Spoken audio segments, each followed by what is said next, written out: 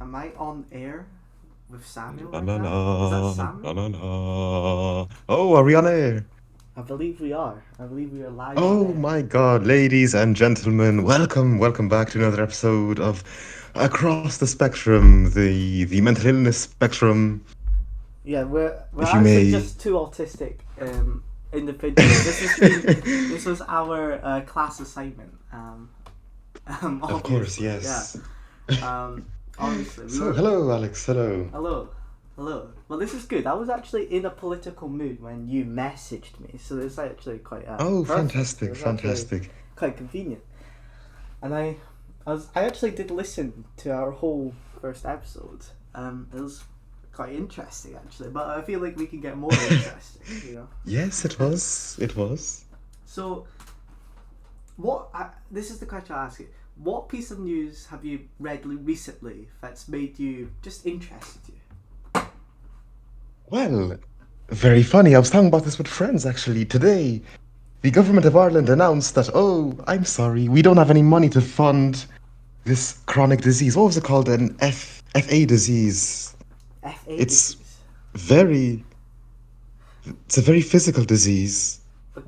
and it's it's chronic, I believe. And the government just said, oh, we apologize, but we're not going to fund any more development of this drug, which can cure it, which can, if not cure, at least reduce the symptoms to make life livable again. Let me get the proper term here up for you. I'm looking at it. Mm. So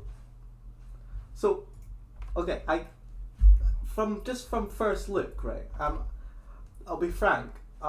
It does look expensive. Like just to be frank, you Yes, know. well, I'm not denying that, but then again, my whole point of last episode was my whole point about the government not spending their money correctly in Well, that's true. So adequate ways. so you think a lot of this was misspent? A lot of this was. Uh, Not this, because they have been funding this in prior years, but again, not much has Oh, been I done, see. I sadly. see. I see. So maybe you think like So they're like, nah, this is too expensive. We're not getting many places, so like just cut it off entirely, save money for whatever else they deem necessary. I see. It's But you see, interesting. here's my point. I do share your same views. I am a libertarian, but this is where my socialist aspect comes into play. I do Yeah. believe the government has to supply essential life-saving services like healthcare, education, that's a hot topic. I'm sure you can debate me on that, but I do Yeah. believe that education should be state-run. Ooh, here comes your counterpoint. I now education I feel very mixed on. I feel like most education is done simply as like modern education. I don't feel like it's really to teach people. Um, Yes, it's to equip people with jobs for the future. It's not to build character, not to build I well, I do think a it's sense of, important to you know what equip I mean? people for jobs. I'm not saying that's not important. What I am saying is I feel as though it's very arbitrary to what they teach in school. I'll be honest. I think it's kind of random almost. Some of the things, and I do think they could do a better job. Also the way they Yes, that is teach. I true. hate the way they teach. I think it's very ineffective. I think primary school is pretty good, but high school I think it goes off the rails from there. And for higher education, I don't think university is that well done either. To be honest, I feel like it's but mainly for me it's the class sizes. Class sizes get bigger and bigger as you go higher up the education ladder, and so you're just you people need attention. It's just that's the honest truth.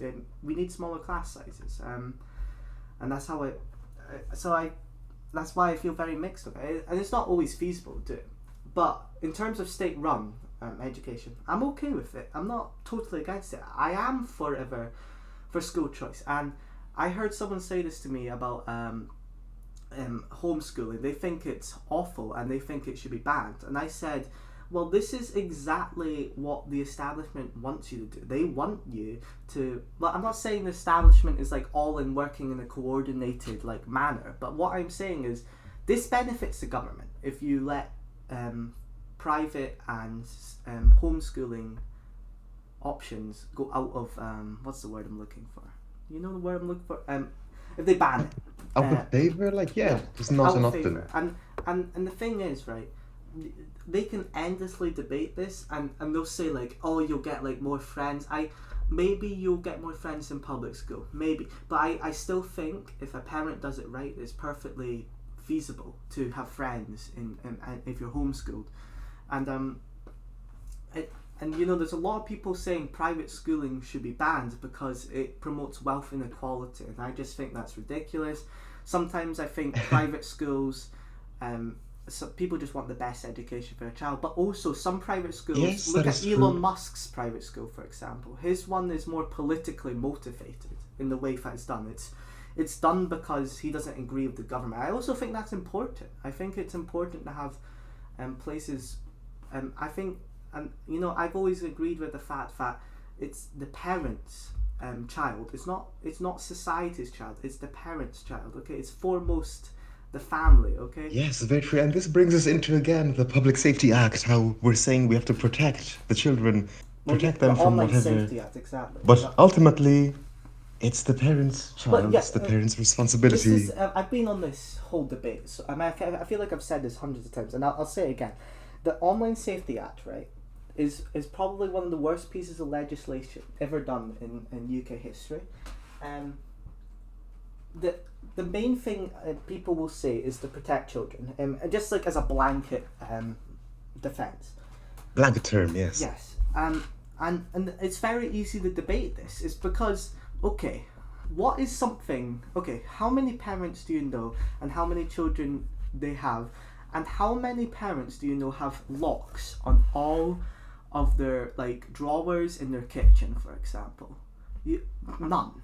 Okay, and there are knives. There are, okay. Do you know any parents who lock up their car keys from their children?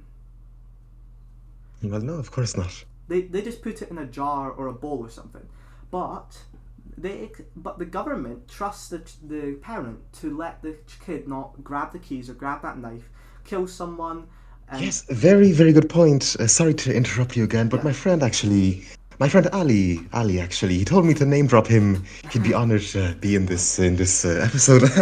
He was telling me that he does not agree with you about your seatbelt attitude, that it should Oh yeah. be the choice of the driver to wear or not the seatbelt. But today he showed me an example in Ireland recently, tragically, I think 2 days ago, a group of three boys around 14, 15 Oh years yeah. of They were age. driving on They the wrong stole their side of the parents' road. car keys. Yes, exactly. They drove on the wrong side of the road. They crashed into another family car, and there were a few fatalities and critically wounded people. And you were saying like, look, like, do you support this? And I was like, obviously not. That's not what we are arguing. We're not. We are arguing the question: what if? What if this is a possibility? What if, yes, the driver, what if they decide to not wear a seatbelt? We're not arguing for anarchy. This was a state of lawlessness. They were not abiding the Yeah. correct Exactly. But traffic also safety something to rules. They were underage, consider. first of all. Something to consider is how did they get the keys in the first place? Because that's not normal. I feel like most parents would notice that, and the fact that that condition was made in the first place is something alarming as well. Okay, it's not just the fact. Like, and I don't see anyone coming out here and saying, let's lock up all car keys now because three guys stole a car and crashed into the other side of the road. You don't see anyone arguing that because they see the common sense in it, right? Like, Yes, why obviously, is no one? obviously. If you know, and if I was to say, and I do say, I think seat belts you should have to wear them if you don't want to. If you're under 18, I think you should have to wear them because you don't have autonomy yet. But that's different, and we do that with voting and everything. But my point is, if I said to legalize seatbelts and then someone died not wearing a seatbelt, I'd immediately get a lashback saying, you need seatbelts, you need seatbelts. Well, I'm going to argue then, okay, you need locks on every car key in the entire country. No one would be in favour of it, but do you see where I'm coming from? Yes. And again, sorry, you argue common sense, but in the UK, your That's government true. keeps banning different types Yeah, of knives because this of is increased knife crime. this is a pattern. Okay, so they'll ban like they ban ninja swords or something. They ban a certain Yeah, like zombie knives. Yeah, zombie yeah. knife. They ban a certain type of sword or knife every so often. The numbers go down, and then it just goes back to the levels it was Yeah, before. because the most common knife crime is committed with a kitchen knife. Yeah, Should we ban kitchen yeah, knives? and no one's in favor of banning kitchen knives. So, like, either there's got to ban every knife that comes on the scene, which is just ludicrous, right? Or we just say, okay, let's address the root of the problem. People are still stabbing each other, okay? At the end of the day, listen, if we ban all knives, they're gonna use glass, okay? If they ban all glass, they're gonna use something else. They're gonna use some metal rod, right? Like, it doesn't matter what Yeah, we're like a mounting. crowbar or a wrench. You can't outlaw a crowbar.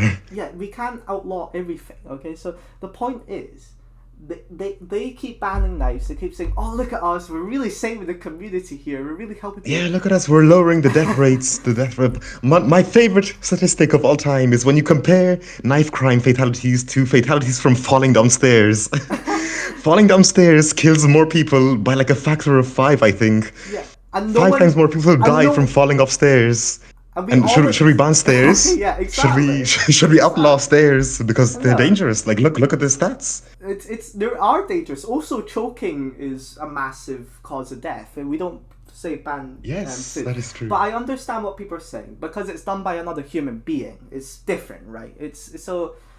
I do see the argument on their side. It's done by a human being, but the point still stands because the reason we keep banning everything, people are still dying. You know, like knife crime is really bad in the UK. It's like one of the worst statistics, and I don't think we should attribute it just to knives. It's that knives are a way of killing people, but they're not the reason why people kill people. You know, so why are people killing? Yes, we're not attacking the root of the problem. If we never attack the Exactly, root of a problem, exactly. then we'll never solve We the could ban problem. every weapon, and someone will still be hurt. That's what I'm trying to say. Yeah, you Uh, can't ban fists. yeah, and so what is the root of the problem? Why are people stabbing each other? That's a really good question to ask. And we kind of touched on this before. Is animosity, Yes, the last the lack episode, of yes. community and purpose in modern society. So there's lack of purpose. Everyone's lacking it. People, to be frank, people are just driftless, right? And I think family can come into that. That can be a really strong bond, but also building community. But there's I think there's a deeper side to it. It's also drug crime, which comes to mind. You associate drugs and violence together. Yes, drugs is a different discussion because drugs are, of course, addictive. Like, you don't Yeah, control yourself in a sense with the need to intake a drug or feel but I intoxicated or think whatever. I've heard Hunter Biden talk about this, and I've said he said the reason the reason why so many drug addicts are violent is because they have to go to a violent place to get drugs. Is what I'm trying to say. They aren't violent people inherently, but they have to go to these violent drug dealers to buy drugs, right? And this comes to the whole thing, and and a lot of people are still in favor of banning drugs.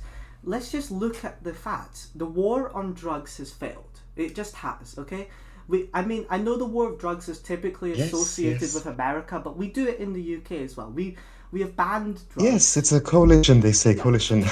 My favorite ever, not statistic, but like story, I guess you could say, is that when the Americans were still in Afghanistan, Mm-hmm. they actually paid money to opium farmers if they could confirm that they destroyed their opium crop.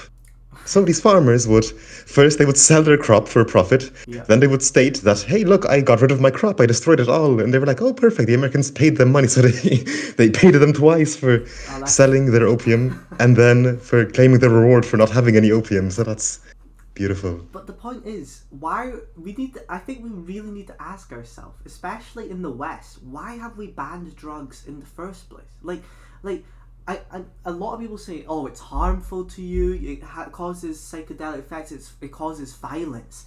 But look at And so is alcohol. alcohol. Yeah, Yes, alcohol is perfect. You took it out of my mouth. the number one drug that causes violence. because it's so attainable, because it is widely produced. So yeah, maybe we will see a spike in crime. I'm not sure, but if we are okay with alcohol and tobacco being permitted in our society, then we should Yes, be okay it's more of like a with drugs cultural being- and societal Yeah. thing.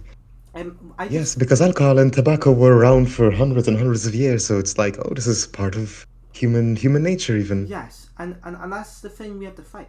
Listen, I don't think drugs should be illegal. I think they should be legal. And this is a massive opportunity for the government to be able to get rid of a black market, to be able to get rid of all these gangs that are selling drugs, which are harmful. Yes, yeah? you say drugs should be legal, which myself I'm not fully convinced of just yet. I believe they should be decriminalized first. The Well, yeah. possession of drugs should be I don't decriminalized. think the possession or use of And then we drugs. can argue the legality. I think I'm gonna be honest. I'm fully in favor of, just like alcohol is licensed and regulated. I feel like we should do the exact same thing with drugs. I think that we should have licensed sellers who can sell to people over 18, and I think this is such an opportunity. We can tax this. This is something new to tax. This is something that's going to generate money. And look, yes, drugs harm people's lives, but so does alcohol. I mean, you've heard. Okay, tons yes, of when we say stories. drugs, what drugs are we talking about mean, here? Are we talking about literally marijuana or like all of hard them. drugs? Literally everything. Marijuana, I see, hard okay. drugs. I mean, I don't know why we keep trying to fight this war on drugs. Like, people are still getting drugs at the end of the day. It's not changing anything. And we can, if we regulate it, at least we can limit how clean drugs are, limit how much we give people. You know, this could. Yes, and we'd remove the black market, like you say. Recently, last week, an Irish drug lord was extradited from Dubai to Ireland to face trial. He's the leader of, what's the name of the crime family? An Irish crime family. They're like the leader of like cocaine importing into Europe. Yeah. So you see, but like, I find it hard to agree just yet. I'm still not out of that mental state yet as you are, not as free as you are in your I don't even liberalistic drink. thinking because. I don't even drink coffee. Oh, yes, or I know, alcohol I or know. Tobacco. I am Yes, because literally caffeine the is most- also a drug.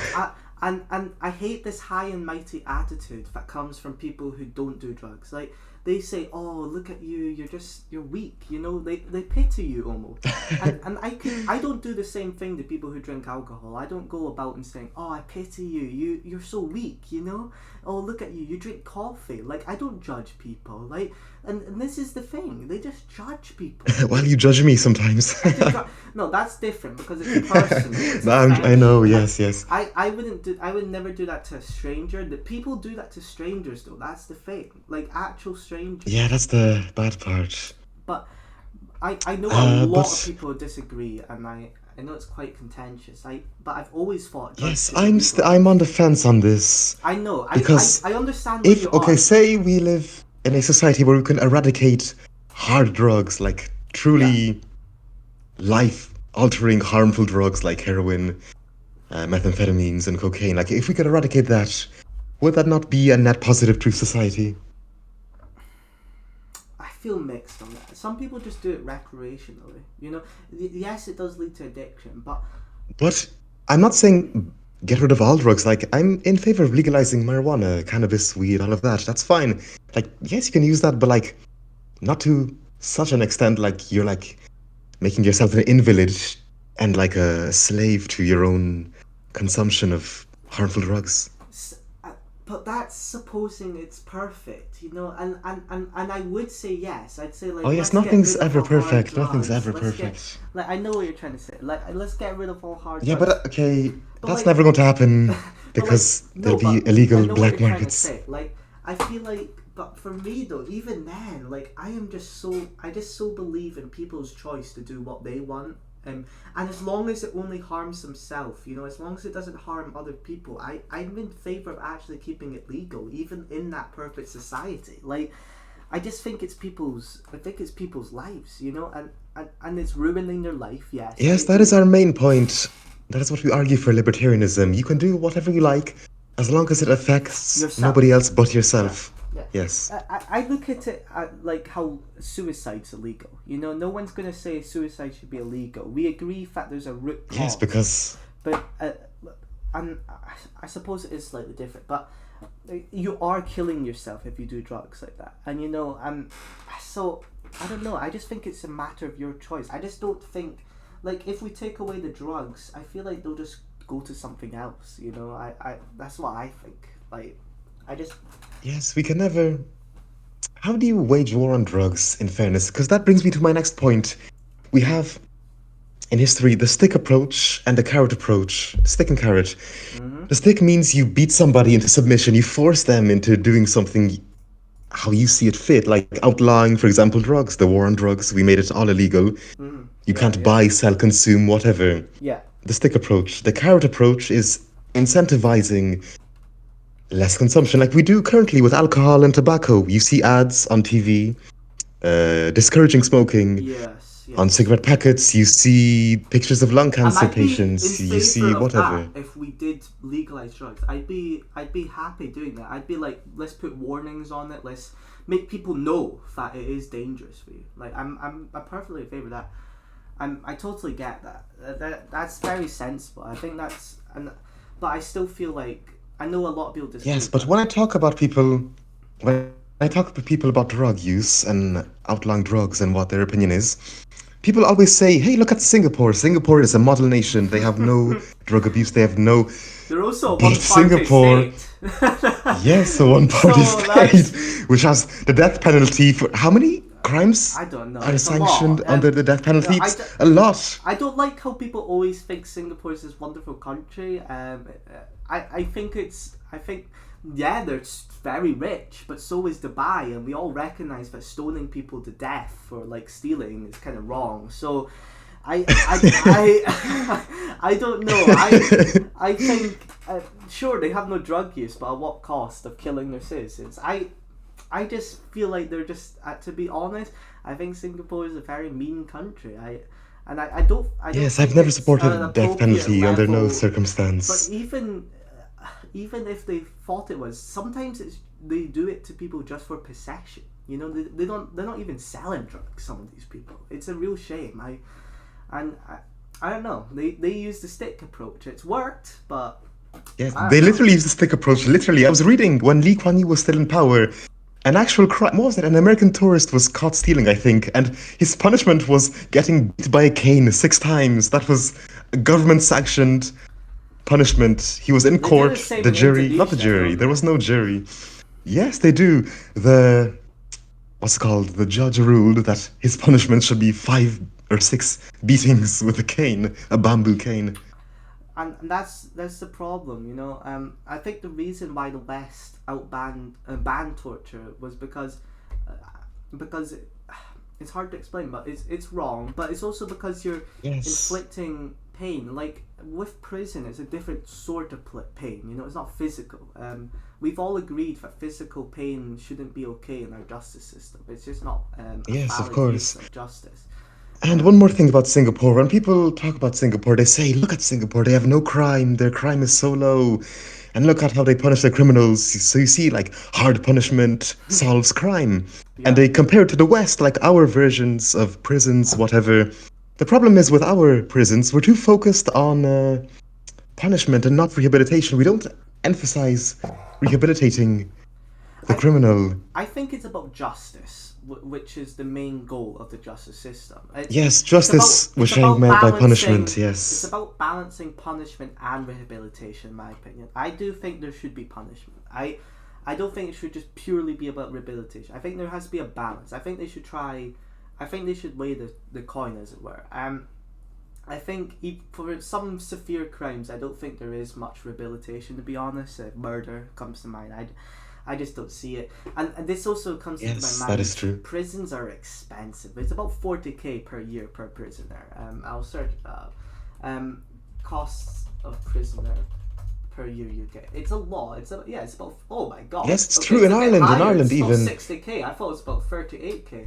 That's quite people who surprising. commit petty crimes are given long sentences, but then they're released after like a month or two because, first of all, there's no room in our prisons. Hmm. Secondly, it's too expensive to maintain criminals. So, let's say you are a petty criminal. Yeah. You get apprehended, you get tried, you get sentenced to Yes. whatever. After a few weeks, you get released, and you're like, "Oh, hey, that's not too bad. Let me go commit more Yeah. crimes." my biggest issue with the justice system is it costs too much right now. Now I'm getting different numbers, but it's we've gone like 40k and other things. This one is saying 47k per year, but the point is, it's expensive. Okay. Yes, it is. It is. It's 47k per year. That's a lot of money being spent on a prisoner. Wait, could I see your screen, please? Could you show me yeah. what you're looking at? Yeah. I don't see it. Sorry about that. Oh, thank you. Yes, perfect. But the point is, Again, this ties back into my point. Inadequate money allocation. Yeah, it is inadequate. I also think prisoners should work a bit whilst they're in prison. I think. Oh, I was gonna ask you about this. Should prisoners be compelled to work? I'm not saying forced labor. Yeah. But They like should being work. paid for their work. I find that fine. They should be compelled to work in prison. I think that like if they take away they get to keep 25% of what they make, and the 75% gets back for the prison, right? I think prisoners are really expensive. I think we need to figure out a way to cheapen prisons, because it's just not fair that a prisoner is in effect making more money than someone who's working. You know, some people are making less money than a prisoner gets spent on. That's not fair at all. That's people. Yes. You know, yes, people very working true. hard. That's totally unjust. And it really annoys me actually that prisoners are getting more treatment than average citizens in this country. It's not right. Yes, and why do some people want to go to prison? Homeless people, for example, Yeah, they that's a throw good bricks point. through windows. Like in my town, every while or so, a homeless person throws a brick through a shop window, gets arrested, gets sent to jail for the winter because they want a place to sleep, want some free food, they want some, some security and some comfort. That's a good point. That's a really good point. And yeah, that's fair. So maybe we don't make prisons as cushy, is what I'm trying to say as well. Maybe we do. I'm not saying we make terrible standards, but we gotta let them go a bit, okay? To facilitate a cheaper. Yes, cost. but we can't do that until we fix a lot of societal problems which are at hand currently. I personally believe that homelessness is the greatest evil which is in front of us at this present day. Homelessness, I know you truly talk despise about it. the housing crisis. I know you talk about it a lot.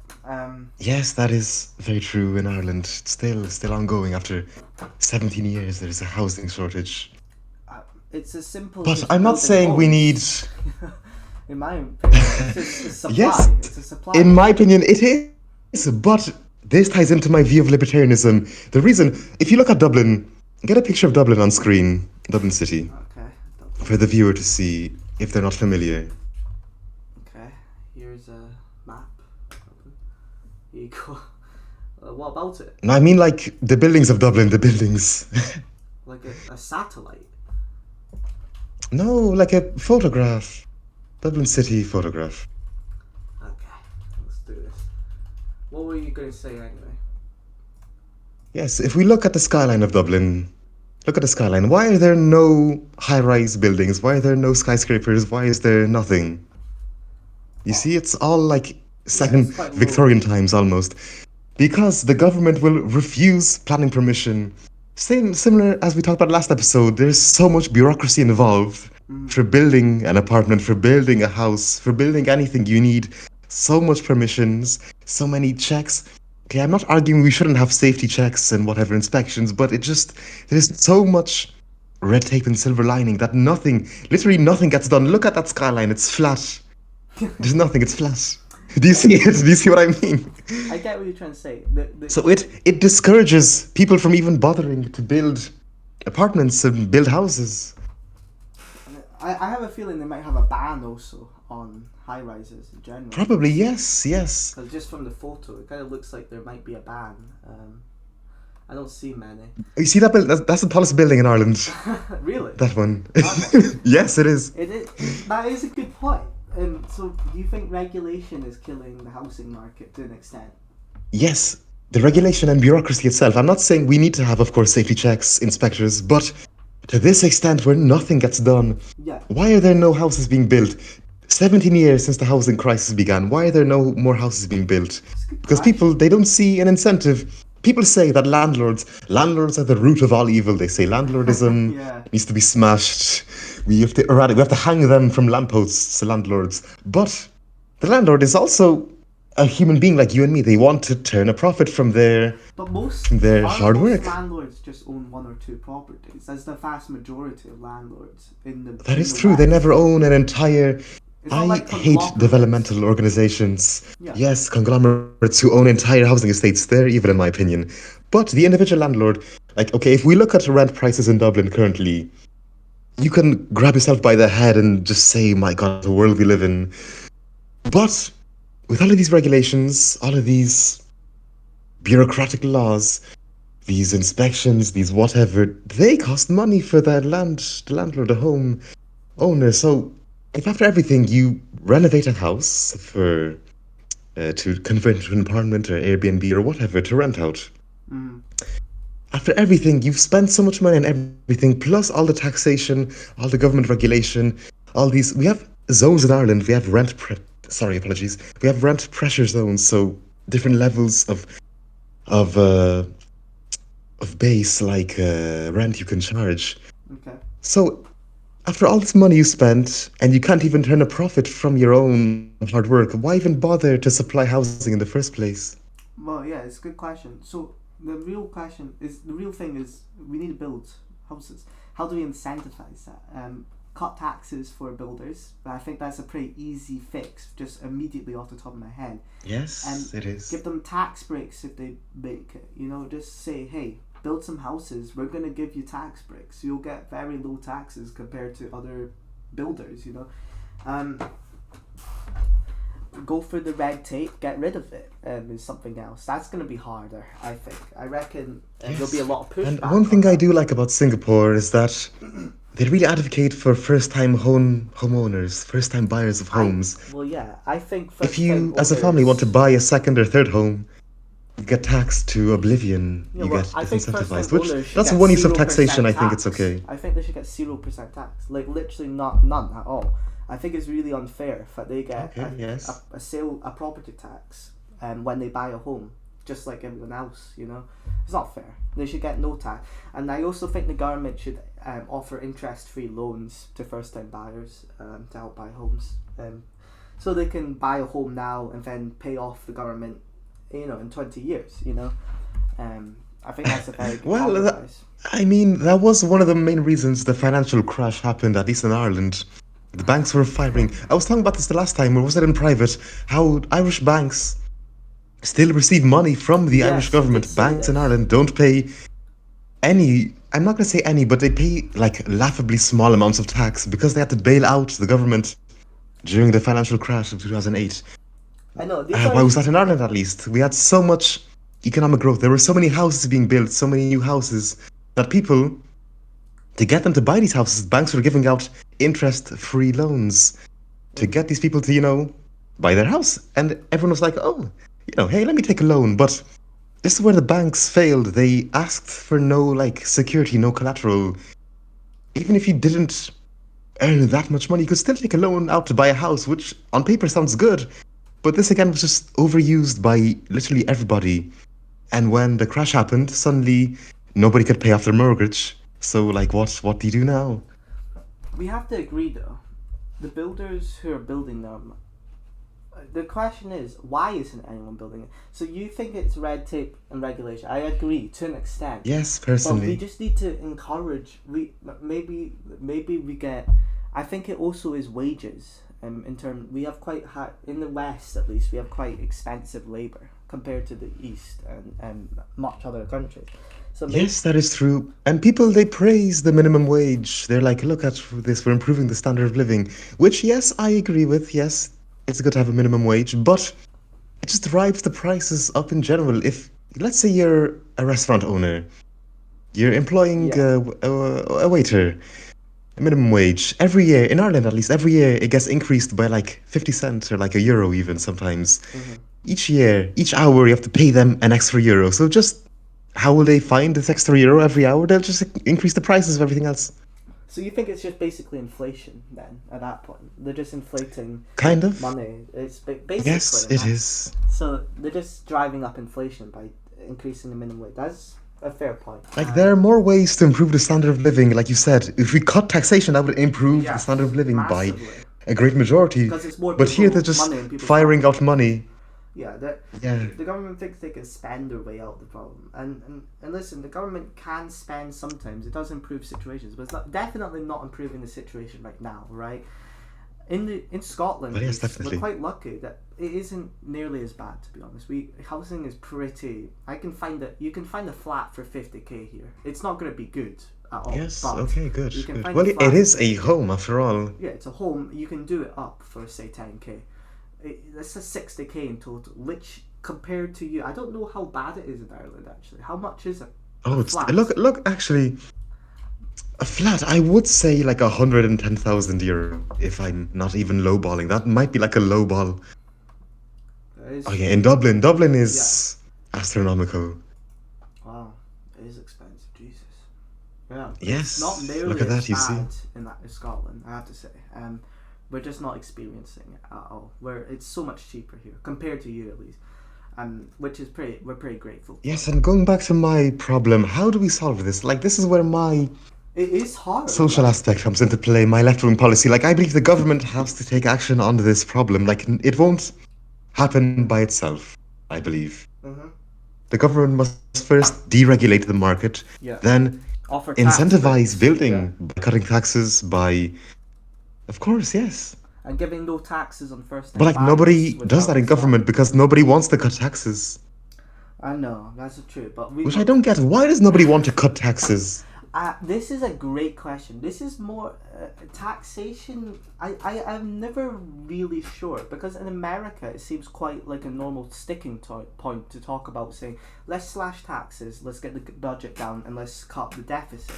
Whilst here we're just in favor of increasing taxes on and on and on, and it's not feasible, right? We can't just keep taxing more and more. Soon it's going to reach 100%, and then there's like what's going to happen? We're just going to be like robots or drones, like that's the truth. It's going to happen. Like there has to be a limit, and in my mind it should be the hard limit at least should be 50%. But I'm sure in some countries it's already exceeded it.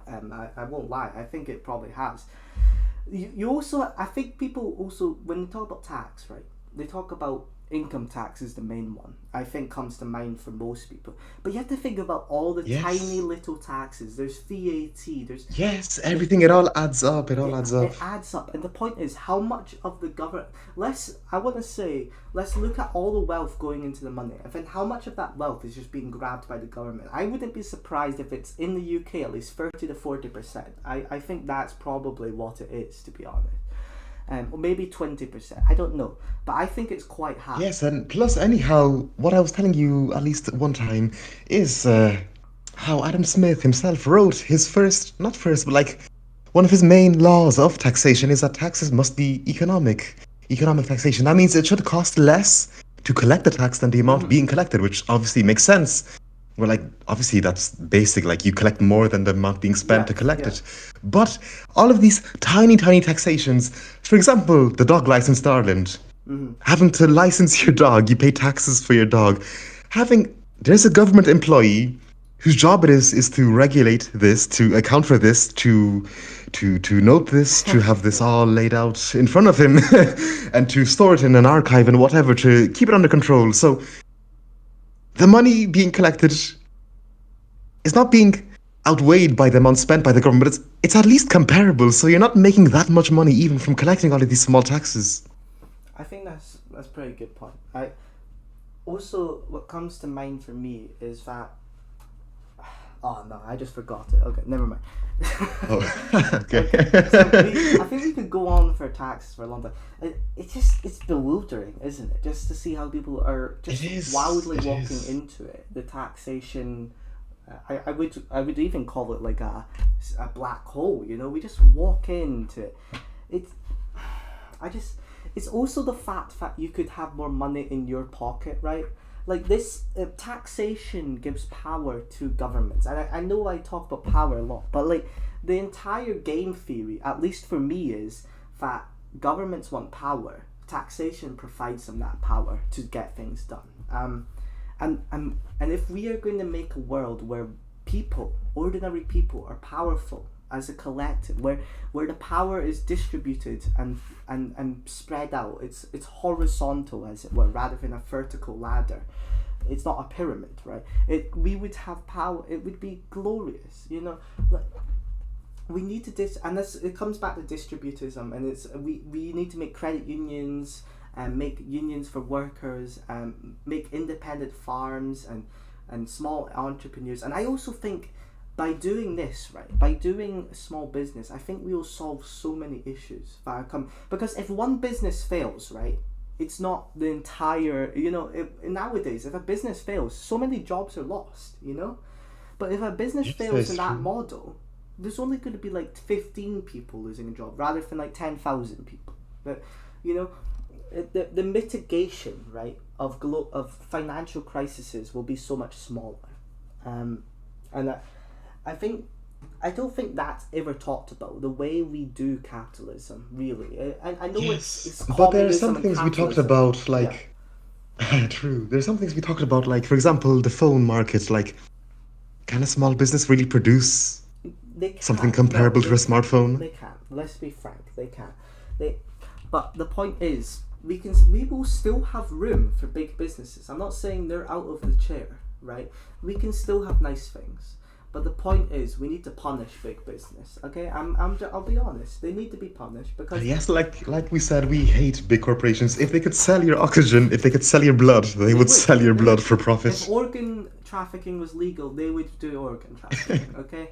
Listen, at the end of the day, small businesses, I think this is something we don't talk about, something we don't consider in economics, is morality, right?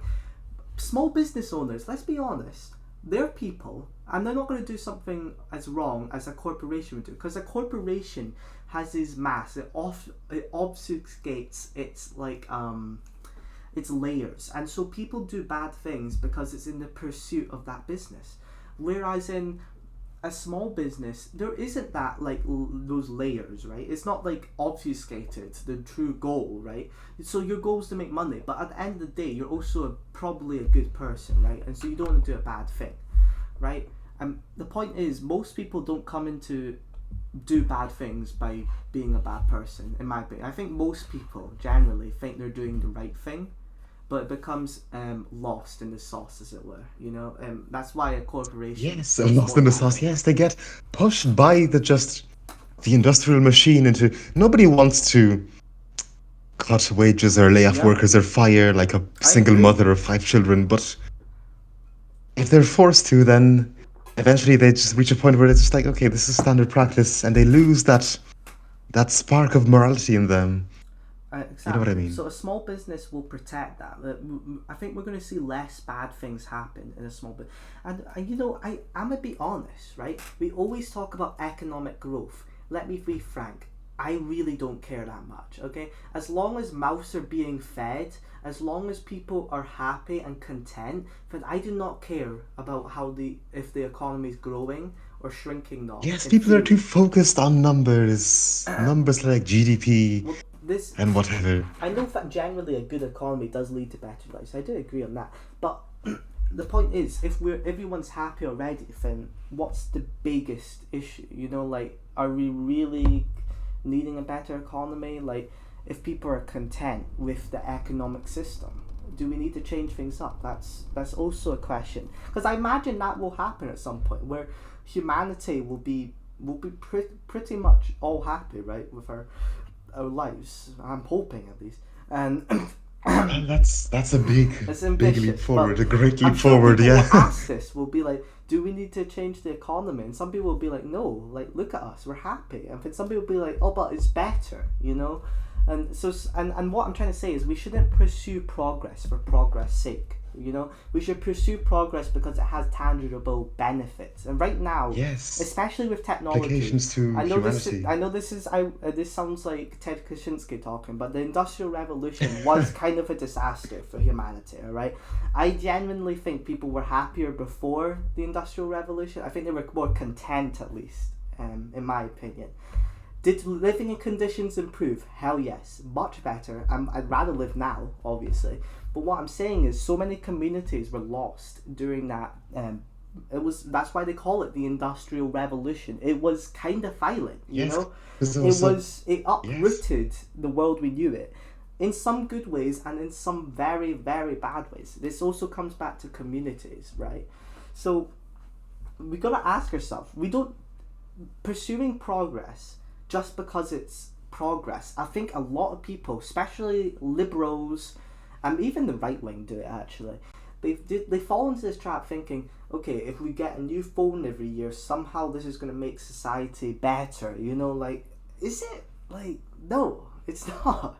Like, yeah, the occasional leap does happen, and that's great, but would you say our current level of technology is pretty damn good, right? Well, Like, of it course it is. And is. one thing I would say is we talk about the Industrial Revolution and how such a massive change from, let's say, the year 1780 to the year 1880, that massive change in 100 years. Mm-hmm. But in my opinion, I believe that progress and technology will always be undertaken. It will always be, because that's the Yeah, me foundation too, me too. Like, of modern day capitalism, to innovate, to get mm-hmm. something new out there in the market, to make a profit.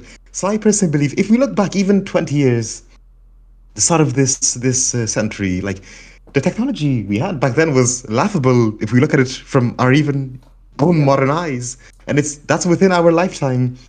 So I believe it always happens. There's always innovation, always progress, but we have to just learn how to use that to benefit society as a whole, and not to just generate more profit for For the me, individual or it's also corporations or about whatever. for me, every new technology we unlock, there will be a new problem, okay? And there will be solutions to some of our old problems. It's just natural. But I also think sometimes maybe we should just pause and take a moment and look at our surroundings and say, what can we do that is not just about progressing, but about making our world currently better? I feel like so many people get obsessed with making the next big technology when we just need to sit down and say, how can we fix things now? Is what I'm trying to say. That's what I'm trying to Yes, get people at. get lost in the sauce, as they say. They look too far ahead, But and they yeah, don't I see the think world so. around them today. Yeah, I don't think they do. And I have a question, because I was thinking, when you're talking about technology, I was thinking about COVID and the COVID vaccine. What do you think about the COVID vaccine? Because I have thoughts. The COVID vaccine. Okay, let me get this out there. I do support vaccination. I think it's good, Yeah, me too. vaccination itself, but it shouldn't be compulsory by the Exactly, government. exactly. In That's Ireland, it's not actually. It's not in Ireland. It's not compulsory, thank God. which is fine. In Poland, it is. Oh my It is God. in Poland. You get Oh, fined Jesus Christ. 5,000 Polish zloty, which is about 1,500 It's a bit pounds dystopian, UK. isn't it? Right? It is.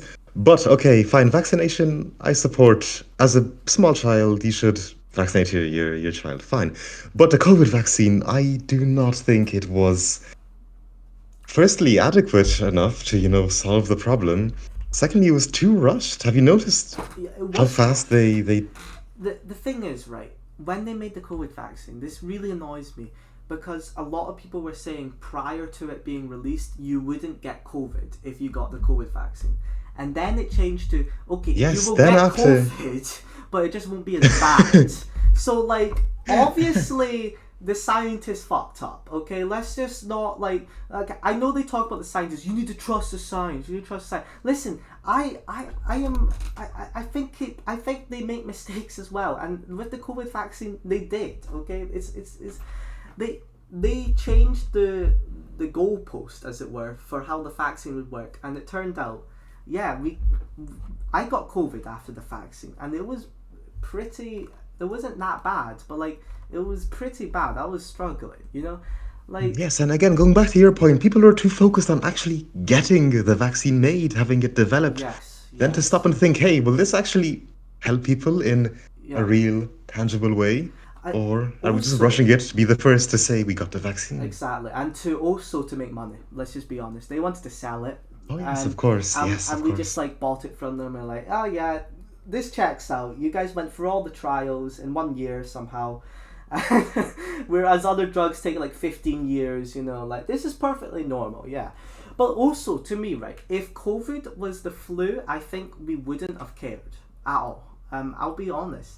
I think the only thing that distinguished COVID from the flu was that it was different. And that's it. It was a new virus, and we got scared. Yeah, it was a new thing. And we Yeah, ruined people's we got lives. too scared. Actually, that's one more thing about our We got libertarian view. We hysterical. got yes, the government locked us in our own homes. And let me be honest, I think the government. I know this is gonna get a bit conspiratorial, okay, but conspiratorial. Oh, there we go. I Yes. think the government used this as almost as a test to see will the populace sit down and shut up if we tell them there's an emergency. And guess what? We confirmed their suspicion. We all sat down. We all sat and we took it like a bitch. Like it's like we just took it. Like I'll be honest. When COVID was happening, I was a massive supporter of like the vaccine and masks and everything. Now that it's over, I feel betrayed. I'll be Yeah, honest. looking back in hindsight. It was ridiculous. But I was arguing this with a friend. I was talking about this with a friend. How I also think it was kind of like, yes, it was a test to see how people would react. I think it was. And my friend asked me, what is the goal of the government? Why would they care to have you locked up in your own homes? Because they want power. Which is a good point. I don't think, of course, yes, but I don't think the government was actively seeking to, test this thing. There was like an evil round table, like, ooh, Yeah, rubbing I their hands agree, together, like, I let's agree. lock the people. They're But not the coordinated. situation permitted it to happen. The situation at hand permitted it to happen. So we're like, oh, okay, this is what's So happening. why- Hey, let's see. Why That's not? the point. Why not? Yeah, do why it, not? And also, let's just look at all the facts. I feel like the ability to exile yourself from your own country is one of the most important things. What I mean is leave the country. Like, if you can't exile yourself from country, then what are we? We're North Korea, right? We're Yes, I don't know, wait, do some you other mean country. like renouncing your citizenship, or what do you mean? Literally just leaving the country at a bare Oh, minimum. physically. Okay, Physically. because that'll bring me to my next point when we get going about your ideal vision of society. How you can unsubscribe, did you say? Unsubscribe Yes. to like government services We'll do if you that, don't we'll do pay that. tax. I'll We'll do that finish in a on second. COVID. I'll finish on COVID because Of course, yes. because listen, this is what they do. They were trying to control us. It's blatantly obvious in my opinion. And all these people who are defending them, it's like, stop giving them benefit of the doubt. We consistently do this. We give the government benefit of the doubt. I don't know why. Why do we do it? To be honest, it bewilders me because we keep saying, trust the scientists, man. Like, no. They were using us. Like, look, they locked us with COVID passports. We couldn't leave the country without getting a vaccine. That's terrible. Lockdown. You couldn't go outside. You had to wear a mask. It was mandatory. Now, mask wearing, I am a bit iffy on. In emergency, I think it should be okay to be mandated. But I don't know if as long as it persisted, I don't think it was right. But also, COVID was just an over-escalation. It was done by the media on purpose. It was to get views, and then governments overreacted. Governments were like, holy crap, there's this huge virus, it's going to kill many people. Listen, how many people died from COVID, do you think? I'm going to search it. I don't even know, but I'm going to think. Let's check. Yeah, what was it? Let's see. I think it's lower than you'd imagine it to be. Present. This is not helpful. Okay, I just want a number. 7 million it says here. 7 million. Okay, 7 million. Let's be Yes, okay. fact. Let's be real. I'm not saying 7 million isn't a lot of people. Oh wait.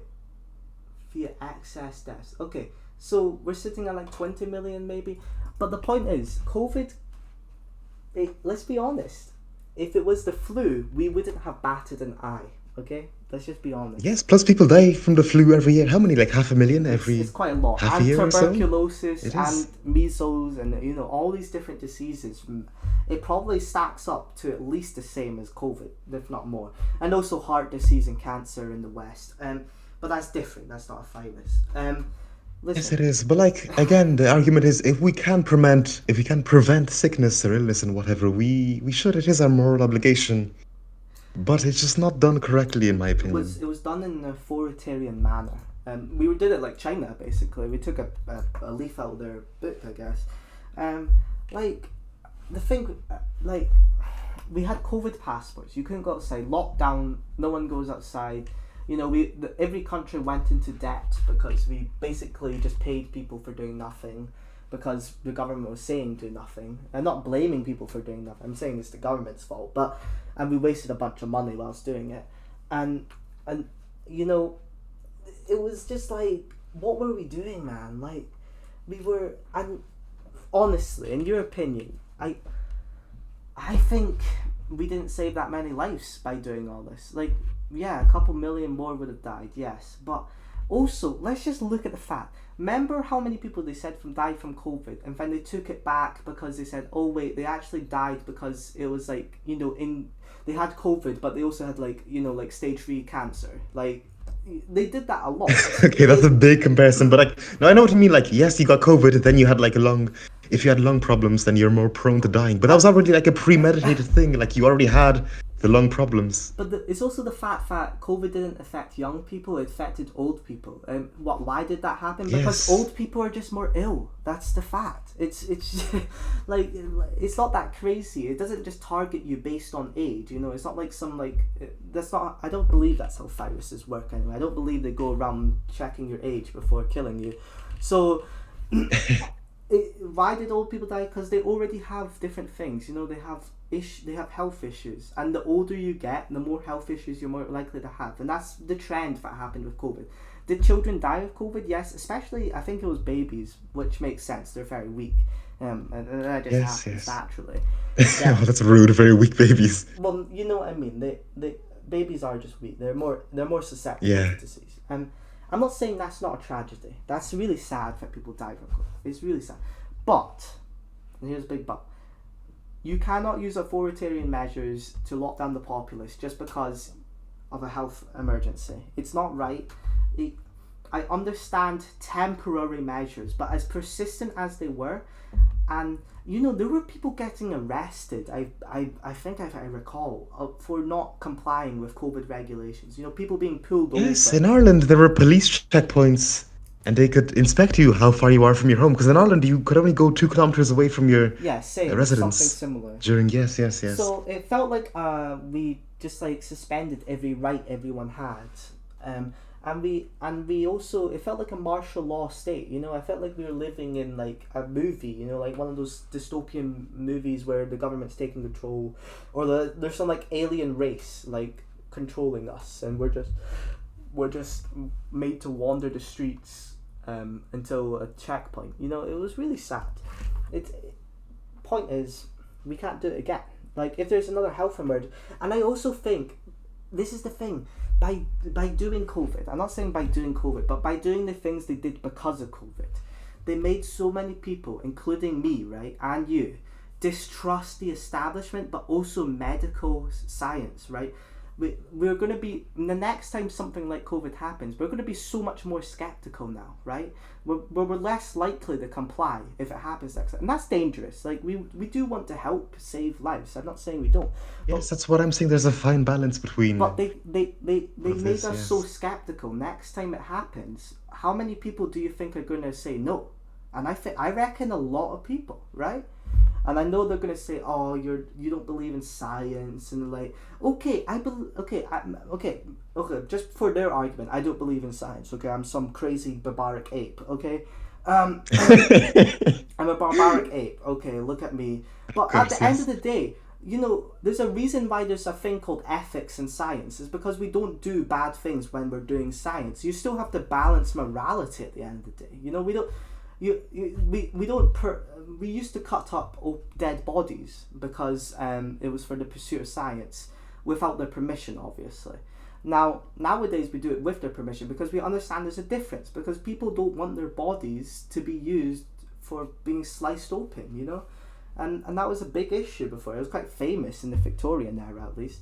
And there were even murderers who killed people, but that's different. That's totally different. But for their bodies, but the point is, we do science, but we do it in a good way. And the people who will say, "Oh, it's science though," like, yeah, but listen to yourself. We have to do it in the right manner. It doesn't just matter. We don't just do everything in the blatant face of science, But that really annoys me. But that's COVID for me. it's a shame the government did that to us. Yes. Thank you for that beautiful monologue. Now, I was just thinking about seatbelts as well, and Okay, yes. your friend said they should be illegal, yeah? Now, Yes, I just he's want to all in ask your favor of- opinion on it. Do you actually think it should be illegal?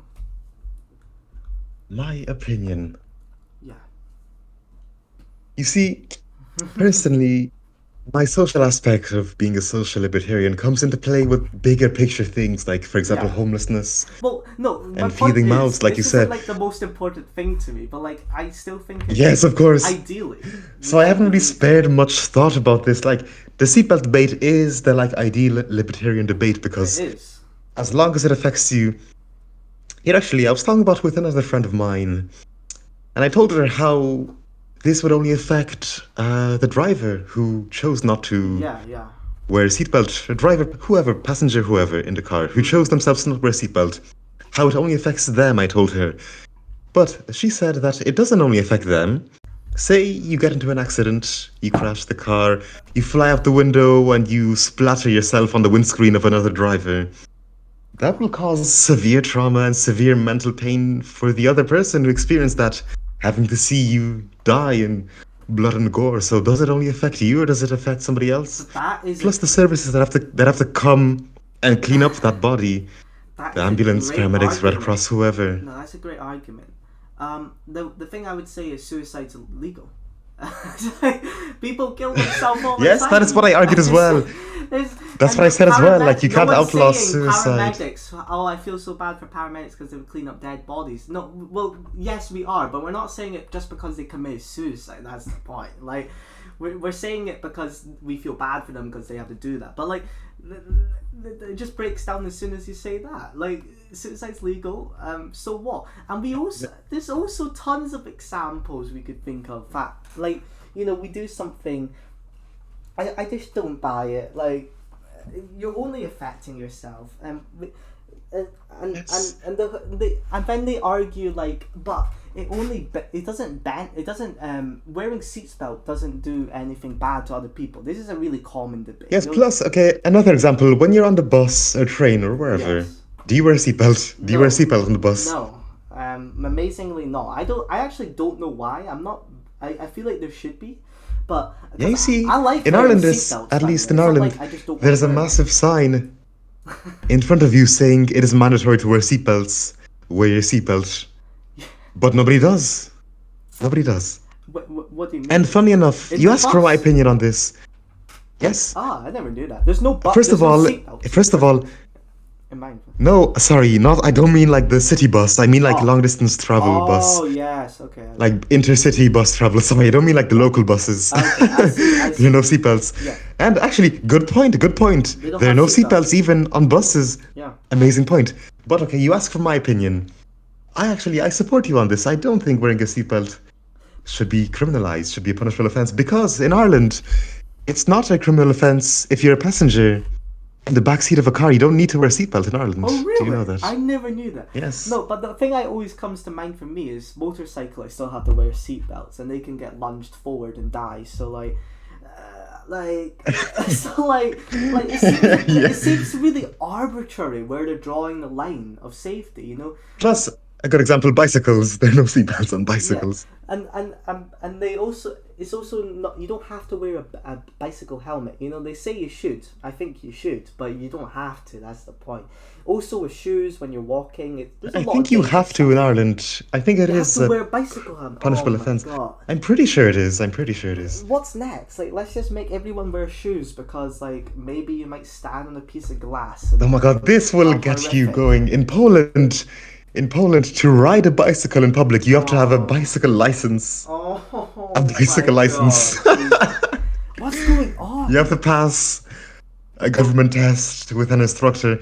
Oh. At least on paper. Like, I don't think anybody does this really, because nobody is that insane to subscribe to Okay, thank God. such I'm tyranny. just gonna say thank God But no one actually does that. On paper, yes, you have to have a bicycle license. If you get pulled over, for example, you have to show your bicycle license. Right. What's going on? That's crazy. That's just diabolical. Like, this is just a personal pet grievance of mine. I think bicyclists, right? You know how they're meant to be on the road nowadays. I personally think the pavement is a better spot for them. I think it's just safer for everyone if bicyclists go on the pavement. Yeah, Like, fair enough. I think I think the rules should change. I think they've because why are we wanting bicyclists beside automobiles in the first place? Let's just put them on the pavement. Now I get it. Pavements are not always big enough. But then just use your common sense. Go on the road when you need to go, when there's an obstacle, but go back to the Yes, I was pavement. about to say, like, you can't force them to use one or the other. Like, Yeah. it's their choice ultimately. They're in control. They decide. Well, actually, did you know in UK at least, a bicyclist is meant to be on the road. You're not meant to be on the Oh, pavement. really? I'm pretty sure it's some. Let's Oh, search okay. it up. Is it illegal to drive a? What am I saying? Drive a bike on the pavement, and I believe yes, it's illegal. It's a crime. It's just it's just Oh, like wow. Okay, so I didn't know it that. breaks the law, you get a fine, and it's just like like why? Like do we really want children on on the fucking road besides these big cars that could kill someone? I also think that's dangerous. I don't really see the argument for why bicycles should be on the road in the first place. I don't know why we do it. It just seems weird to me. Like, just put them on the pavement and go off when you need to. Like, it's just dangerous for everyone, for the driver as well, because you have to slow down a lot and you have to overtake, and that can cause an accident. Like, it's a whole host of issues. I don't know really know why we have done it in the UK and in Europe in general. It's just bizarre. Ah, but I wanted to bring up. Now I'm trying to think of a debate topic because we've kind of burnt through some of them, haven't we? I'm trying to think of something. Yes, I have a few, but no, go on. What No, were you you going to have a few. say? No, you go ahead and I'll let you introduce. Okay, we were talking about the government control, government power, how Ah, each government yes. seeks power. Mm. I personally believe, since I do support a level of government, a laissez-faire government, if you know what that means, that's Laissez faire, yeah. kind of live and let live. Yes, live and let Yeah, live. to an extent. Interfere when it helps humanity, interfere when it helps people. Going back to your progress debate, like, yes, I don't really support the constant need to innovate, the constant need to progress, but I think it's ultimately good Yeah, I as don't. long as there It's good. is some sort of government body to say, like, hey, you own a massive conglomerate corporation, you can't exploit your workers as slave labor. There has to be some sort of I. regulation. This And is that's again where something. unions come into play, where Yeah. worker unions come into play. Yes, I knew what you were about to say. Yeah. But there's also something else. I think I'm really concerned about AI because I think the first person or first company rather Yes, we talked about this. to Why is AI own getting so much funding? um because it will whoever gets the first AI super intelligence The will first be the super AI, most yes. powerful person Powerful in person on Earth. Earth. And what they will do with it will be dictatorial. They will be a dictator. So they're not investing in a monetary benefit. They're investing in the hope of power in the future. In power, And yes. the, and people don't talk about this, but people do invest in power. Look at some of the lobbying that goes on in America, right? Yes, some of this is for deregulation of the oil industry, but some of this is just for power. They want power. They want to be in power and hold it. That they can fund candidates, and this all goes down. Look at UK elections; it's really hard to run. Why is that? Because they want to limit and lower the barrier, raise the barrier of entry for average people. Because they don't want average people to run. They want people who have lawyers. They want people who are backed by some lobbying, and it all leads down to that. And it's all about power. Listen, here's the deal. They constantly talk about corporations and big government, and it's just like we need to share the power. It's like Huey Long. He said share the wealth. Well, we're gonna share every man a king, as it were. Every man has some power. Yes. That's the point. And I just don't get why we don't talk about it more in politics. I think it's really silly. I think it's really scary. Oh, I was also thinking. I have another. I believe we left something to the side earlier. I was talking about something else earlier, and you said we can talk about this later, and I wanted to revisit it. Yes, that's what I was gonna go into right now. Yes, we were talking about your ideal vision of society, how the citizen can, in a way, renounce their citizenship. They can Yes. unsubscribe from paying taxes, but they don't receive any Benefits benefit or from the any government. Yeah. whatever from the government. Yes. I think this is Could you talk about that to me? Could you explain that? because if you look at the Amish in America, they don't pay social security and they don't receive social security. So this is already done in effect in parts of the world, right? And no one's complaining about the Amish having not paying taxes, but they also don't have to get it. Now they do pay some taxes. They pay like state taxes to maintain roads because Amish people do use roads, right? But the difference is they don't pay most taxes. They don't pay federal taxes, I believe. That might be a lie, but don't quote me on it. The point is, listen, if we want to make a world where everyone feels enfranchised rather than disenfranchised, then we need to give them an option of saying, no, I want out. You know, I want to cash out my poker, whatever, you know, my chips, you know, let me leave. I think it's really important we give people a choice, at least in life, of a contract, basically saying either now you'll automatically be enrolled in society as if you were just as if now, like nothing changes. But if you want, there will be a contract where it says, I won't pay tax, but you will not give me any benefits. Now, I will pay tax to use basic services, so roads, stuff like that, like really basic stuff. I will pay to use roads, stuff to get about. And it's similar to renouncing your citizenship, but you can still live in that country, right? And you still have the same rights as a citizen. You just don't pay tax. Yes, That's yes, the but whole you point. just don't receive. You don't pay tax, but you don't receive any benefits or from any the help government. And I think that's from. important. I think that's really important because it gives people an option to say, okay, because a lot of people will say, if you don't like this country, just leave. And it just gets nowhere, right? That argument doesn't work because it doesn't lead anyone Yeah, anywhere. no. It leads people, that just leads people to feeling like, oh, really? Like, that kind of feeling. Like, you're just like, that's all you have to say to me? Like, give people an option. Give people more of an option, at least. And you know, and there's some people, not in the UK, but in America, you know, there's a lot of naturalists. There's people who live in the forests and just live very simply, and I really admire that, to be honest. I wish I could do it. I can't. But they live off the ground and they just live away from society. The point is, they don't pay tax already and they don't receive benefits. Now, it is a crime, I believe, for them. But why is it a crime for them but not for the Amish? You know, like, it just seems so arbitrary. So give people that option. Give people the option to live away from society, but occasionally they can come back into it. And you know, they can sign a contract later in life saying, I want to rejoin society. Maybe there'll be reconciliation between the state and the individual in that manner. I think that's something... But yes, no, there has to.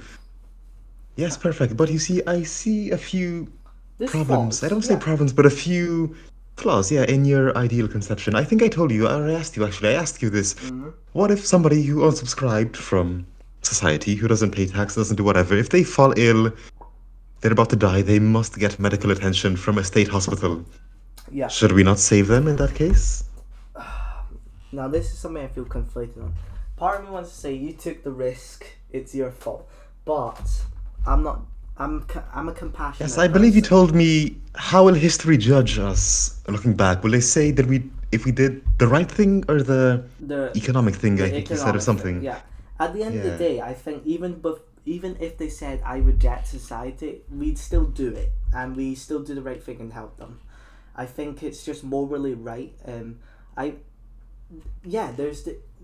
That's exactly right. History will not look back at us and say, damn, look at those Americans in World War II. They stayed out of the war and they just prospered and made a lot of money.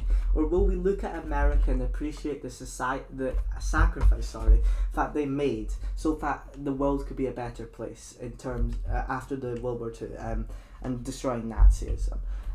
everyone says, wow, they were the greatest generation. There's a reason why they're called that. Because they made a sacrifice and did the morally right thing. Now, this is hard to draw a line on, right? Like the point is, I don't believe government can even, we can't even conceptualize this in terms of government and society. Because this is more of a thing about people, right? This is about what Yes, should I morality, do. doing It's the right thing. morality, exactly.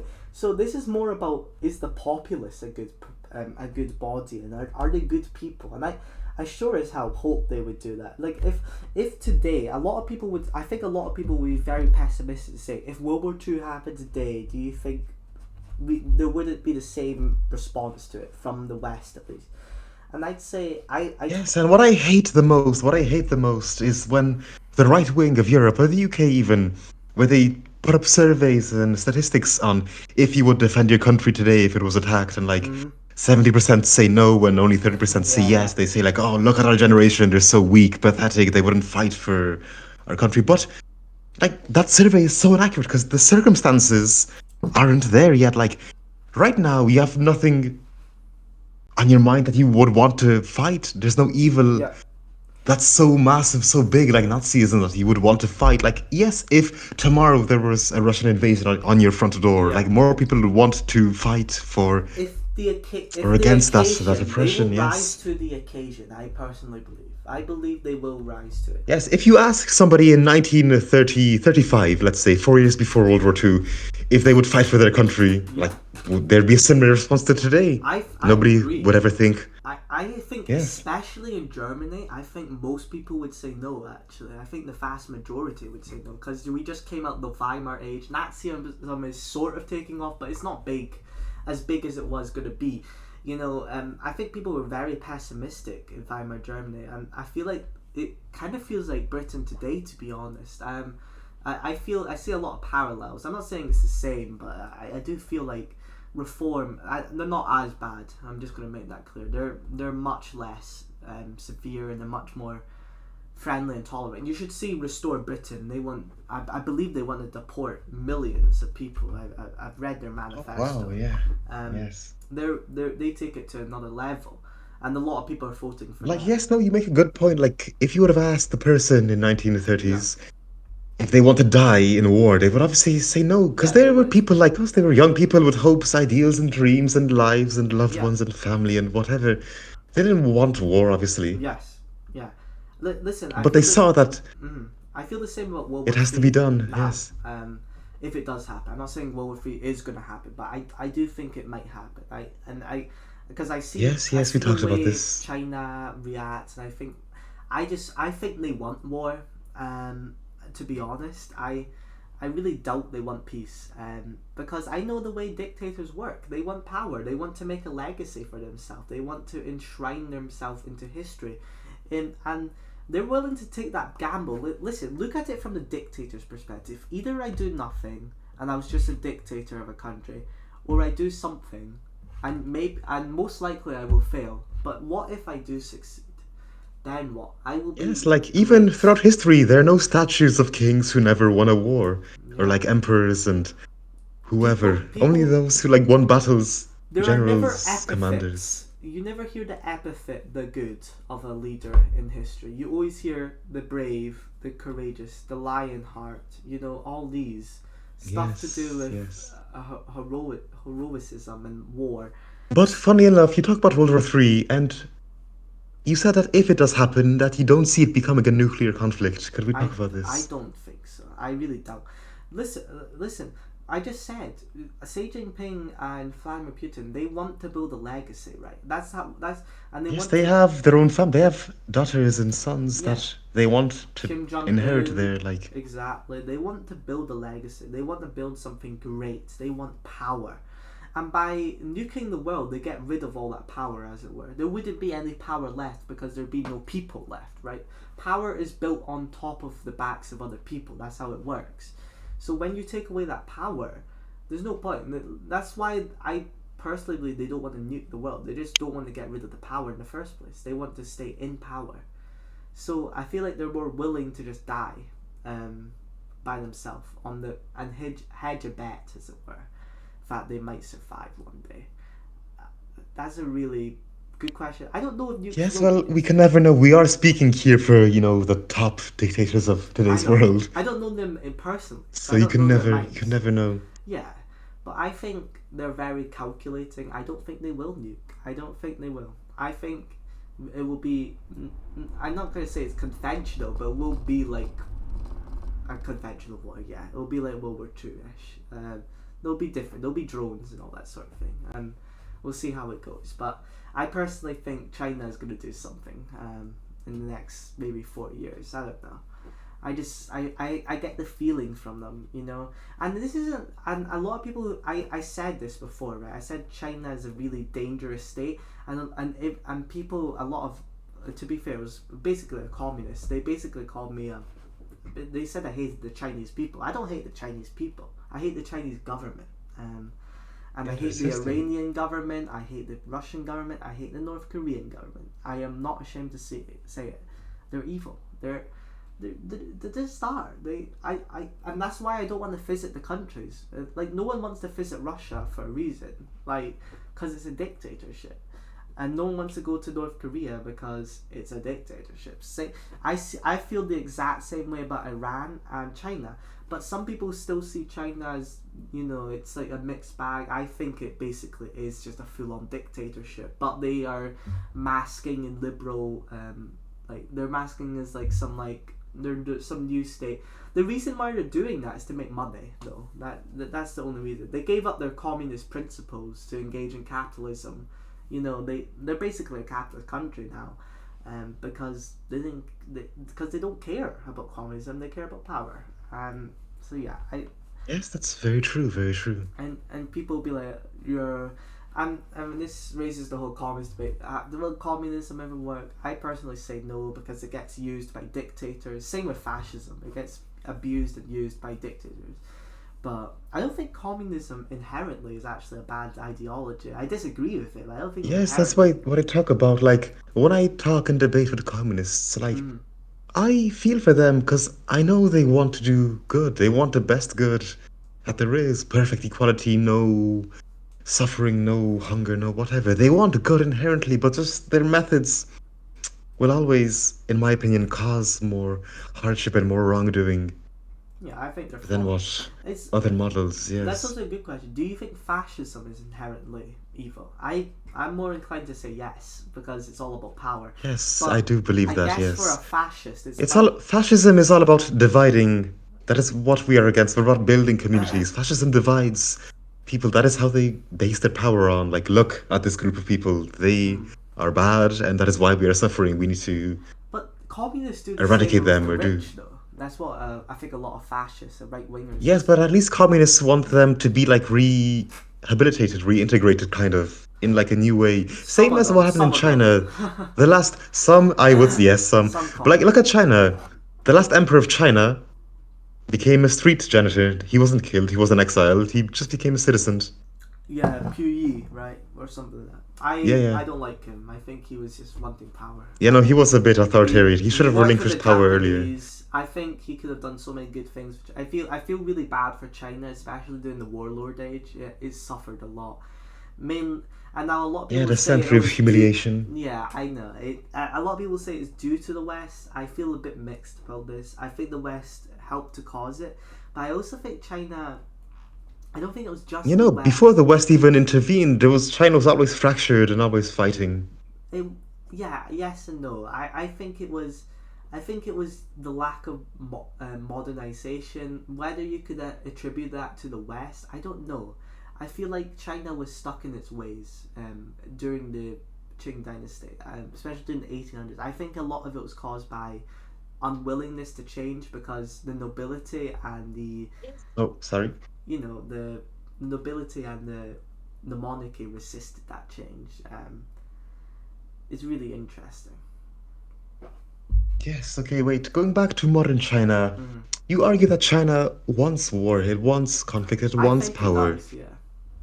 I'm a bit mixed on this. I'm a bit mixed on this because, as we saw recently with the Iran war, the global fuel shortage, Yeah, everybody was predicting that every global economy would collapse because of these insanely high oil prices. And what happened? Why did it not collapse? Why are oil prices going up? Not going up, sorry, going down actually, going down. Why is oil becoming cheaper? Because China intervened in this market. China stopped all of its oil imports. That's 5.5 million, wait, million or billion? No, million barrels of oil each day. Mm-hmm. Billion like each month or so. 5.5 billion barrels of oil each day. They stopped importing Yes. to basically save the global oil market from collapsing. But do you think that was done out of like some altruistic sense? I don't think it was. I think it was It's just to not make out money. of not out. That's it. It wasn't out of the goodness of their hearts. It was not that because China is a funny country, like you say, communist on paper, but in theory, in They're practice, capitalist, yeah. capitalist. They're state Yes. capitalism. Why is that? Because China is the number one exporter of literally everything. Yeah, manufacturing is very strong in that. Yeah. Yes. So, if every economy were to collapse, not every, but like the main ones, like European, Americans, whatever, China would lose all of its trade partners, all of its people that import their goods, that sustain their economy. So they would lose that first. Mm-hmm. Then you say that China wants war, it wants power, but I think China wants to be. It's like I was talking with a friend about this. I think that China, for now at least, they want the West and other influences out of their like neighborhood, out I of disagree. Asia Completely disagree. in a sense.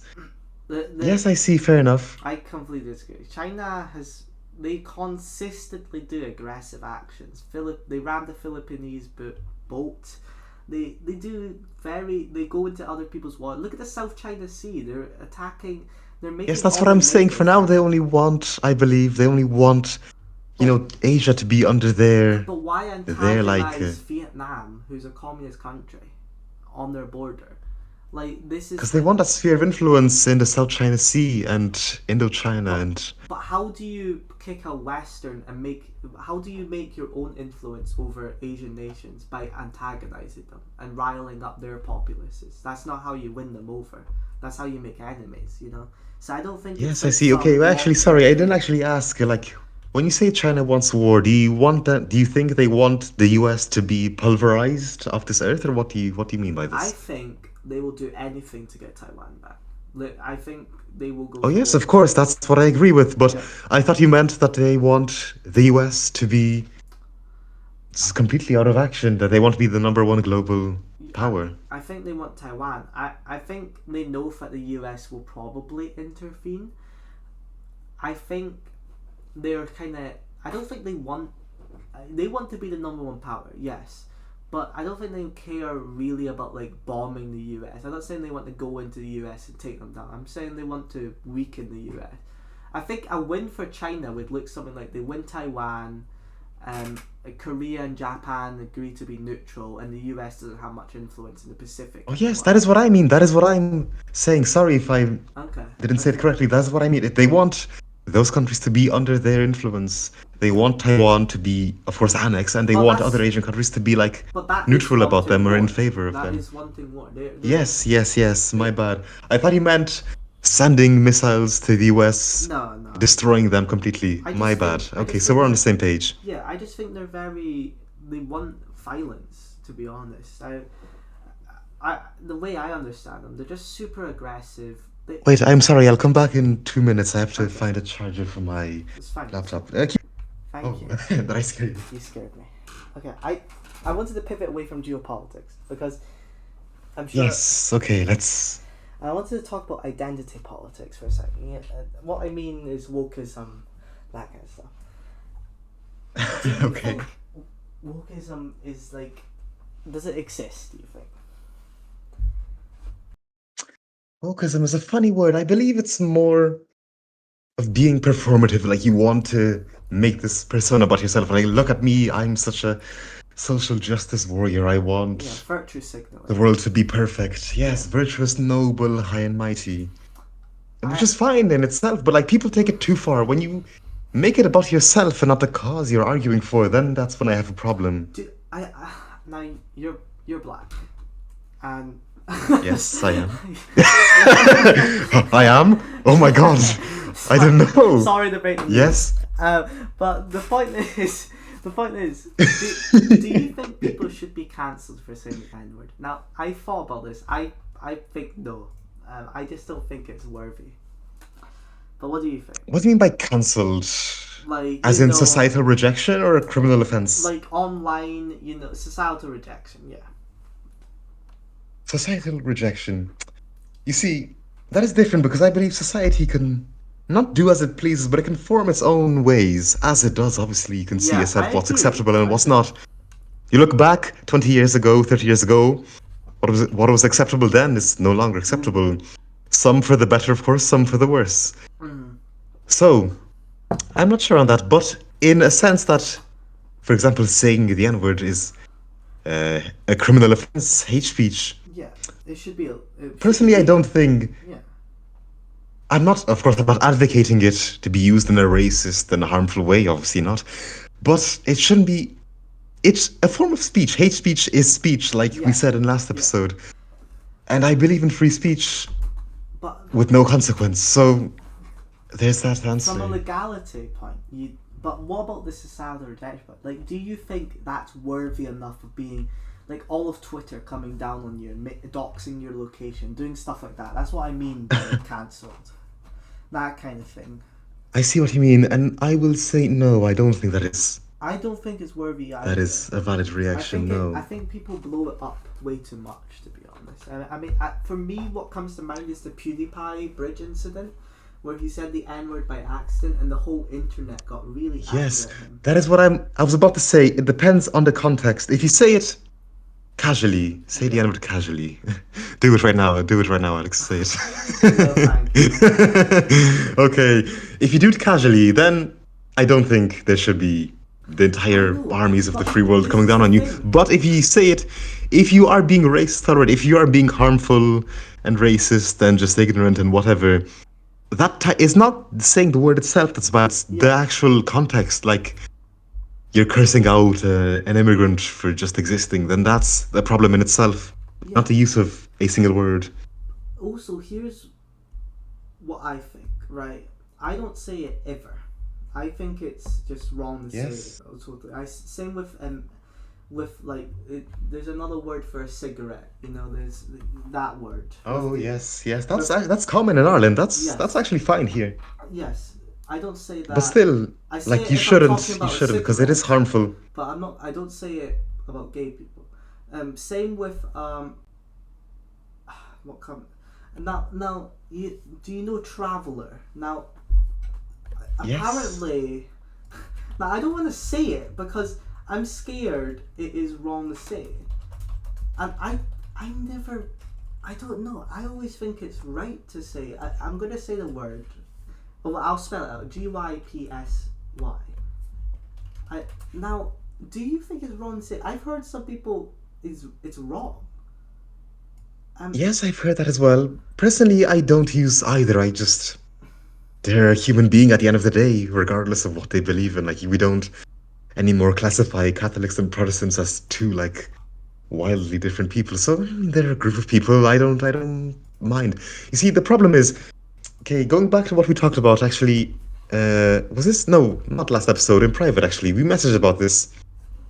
When you meet a new person, say wherever, when you meet them, is it wrong to assume that it is a he or a her? Should we just I call them... it they, them? I never just say they, them, personally. I find it very impractical. Yes, that is what I also agree with. If they ask me to say they, them, that is what I was about to say, yes. If they correct you, if they correct us, then obviously I'm fine. I will adhere to their wish. I won't offend them. Their wish is my command, obviously. I won't. I feel like, though... Yes, if it upsets the other person, then you must, rectify yourself. I think a lot of the right wouldn't agree with us. And I think for them, it's about family and societal cohesion, I would say. But for me, it's about morality and what feels good. And I feel like respecting someone in a way that they want to be called, I feel like that's a good thing. Like, it just like you would call someone their name and not call them by like something they don't like being called. That's the example that comes to mind for me. you wouldn't call someone who's called Susan. Okay, I'm trying to think of one on the Yeah, spot. Michael or something, yeah. Yeah, Michael or something. It'd just be or like Sissy Susan. You know, I wouldn't call them that because it's Yeah, sissy, fat, ugly Susan, yeah. yeah. Like the point is, it's rude, right? And I feel the same way about pronouns. So I don't really have a problem with that. Now I feel like wokeism, right? I do think it exists. It's obviously not a coordinated effort. It's not like Antifa, right? It's like just a loose. It's just the left in general. Yeah, Right? just a way of. It's a way Yeah, of yeah. doing things online, and it came about because of Twitter and that kind of stuff, I'd say, and maybe Reddit partially. But like, it's kind of crazy how many people were cancelled. I don't like, especially during the 2010s, particularly the late 2010s. If you stepped out of line, the left would come down upon you and say you were crazy. And I think there was a lot of lashback. I think that's why I think that's why Trump came about. To be honest, I think that was like a. It's because of that wokeism that Trump came back and he was like, this was really during the Yes, social that's why he gained justice. so much support Yeah, because that's what I hate. Normal people who are against this cancel culture, yeah, they don't support it, obviously, because they think. And then this guy like Trump comes along, says he's against it. yeah. And they're like, oh, perfect, somebody who can finally speak for me. But of course, Trump has his own agendas, has his own wrongdoings and other stuff. So, see, normal people get galvanized into supporting another form of evil and wrongdoing. Mm. Well, it's just funny because I think Trump was the reaction against cancel culture, especially during like those 2010s. I feel like it got really strong. I feel like a lot of people got unjustly cancelled. I understand that society will do it, right? But it doesn't mean it's right to do it, especially when it's underserved. A lot of people got underserved hate, I think. Um, One person who probably deserved it was probably Logan Paul. I think very famous incident about a tree and a Yes, girl. yes. And that was probably one instance where it was probably quite just. He apologized. We got over. I also believe that once someone does apologize, though, we should be able to get over it, right? Like, I feel like some people are like, nah, we cannot get over it. Like, yes, we can. Like, listen, people said this all the time. We need to learn how to get over it. Let them apologize, and then let's move on. Like, let's not dwell on it too much. It depends on the severity of the action as well. But like, I'm glad Yes, to of course, of see in course. recent times. I think cancel culture has died down. To be honest, I think that's really good. I feel like now we're at a really good spot. To be honest, with free speech, particularly online. I'm not going to talk about the online safety act because I do think that restricts it. But in terms of the culture online, I feel like it's more. Yeah, the societal I feel like it's. I feel exceptions. like it's much more. We're much more accepting of it, and I feel like people just don't care as much. Like I feel like I feel like the reason why cancel culture was so big is because we just didn't see it that much. Like the internet was just like it was kind of coming onto the scene, the mainstream, right? And we were just learning of it, and I guess people weren't used to seeing racism and that kind of and sexism, and it kind of just I guess we had an overreaction. So just I guess people have gotten used to you know the the different ists, sexism, all that stuff, um, and yeah, we're just accustomed to it. So I think that's one positive thing actually to think about, which is nice to think about. Well, We okay, have positive is a funny word. Yes, you're right, but again, of course, I do not support sexism, yeah, I racism, don't discrimination of any support it, kind. but the fact that we are just not overreacting anymore is nice. We're not just having a big hissy fit every time it happens. Because we used to. I Even me to an extent when I was growing up. Um, that's a good question. What were you politically when you were younger? That is a good question. First of all, when I was younger, I was never really interested in politics, Yeah. to be honest, which I'm a bit ashamed of now. But again, I was young, I didn't really have any knowledge, first of all. But even kind of recently, kind of like a few years going back, I wasn't really that much of a libertarian. I wasn't Well, all yeah, you for were. personal liberty. I was more about security. I wouldn't say I was a socialist. No, no, that's too far. But I would say social democrat. Yeah. I was for government control of many things, increased taxation if the money were spent wisely. Mm. But yeah, But no. I was, believe it or not, a libertarian socialist. I've always been a libertarian. But I was a libertarian Oh, socialist. I was okay, quite yeah, left okay. wing. So closer to what I was. Yes, yes, Yeah, yes. I was quite left wing. And the reason was I believed, maybe naively, that people should have um, most things provided for. Now I see it very differently. I do believe people should have provided for, but they should provide for themselves because, listen, it just empowers the government too much. Socialism, it's not compatible with libertarianism. It goes one against each other. And I used to try rationalize it and be like, well, we can have unions and we can try combat the government's influence over society, but no, they'll just have too much if there is socialism and communism. Um, I over the years I kind of got more. I used to be center left, and then I became centrist, and then nowadays some would call me right wing. I think a lot of people would, to be honest. Yes, you're evil. You're evil. I know. I think the left would hate me nowadays. Even though I feel like I'm quite Yes. sympathetic to the left. I've always been sympathetic to the left. I've been a bit more weary of the right, to be honest, in my experience. Just I don't know why. Maybe it's just something about the right, but like I've always seen them as a bit more. I've always been more concerned about Yes, them. no, they're politics themselves because they, like I said, they want to marginalize people. They want to divide people, I don't think that's which they always the don't support. case, though. To be honest, I see a lot of right It's wingers. an added benefit. It's an added benefit. I'd have to disagree. A lot of right wingers are there's a lot of good people that I get. For me, a lot of Christian conservatives come to mind for me. I don't think they want to marginalize people. To be honest, I feel like they just want to preserve tradition. And I see, Yes, and sorry, which is what I meant by that. Like the conservatism, like Christian Catholic values, they want that. They don't want outside, influence or other I religions in a sense understand. that, But I yes, okay, also think sorry. they want tradition, and I think that stems from community. That is what I'm bringing back to. It stems from the want of community because they feel like community is dying out, and it is. So let's be honest, religion is going away, and with that, community is going away.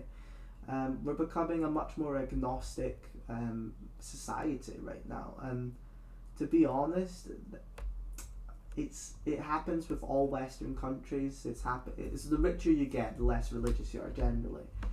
Um, but I can see why they want community. They were raised up in these wonderful, vibrant places where people relied on each other. Nowadays, it's not the same. It's died down a lot, you know. But from my perspective, that should be a matter of choice. For them, it's more of a matter of trying to preserve that, and they justify that by using more authoritarian measures, which I'm not a big fan of. But yeah, Yes. I, I wanted to somewhat pivot. Um, Yes, okay.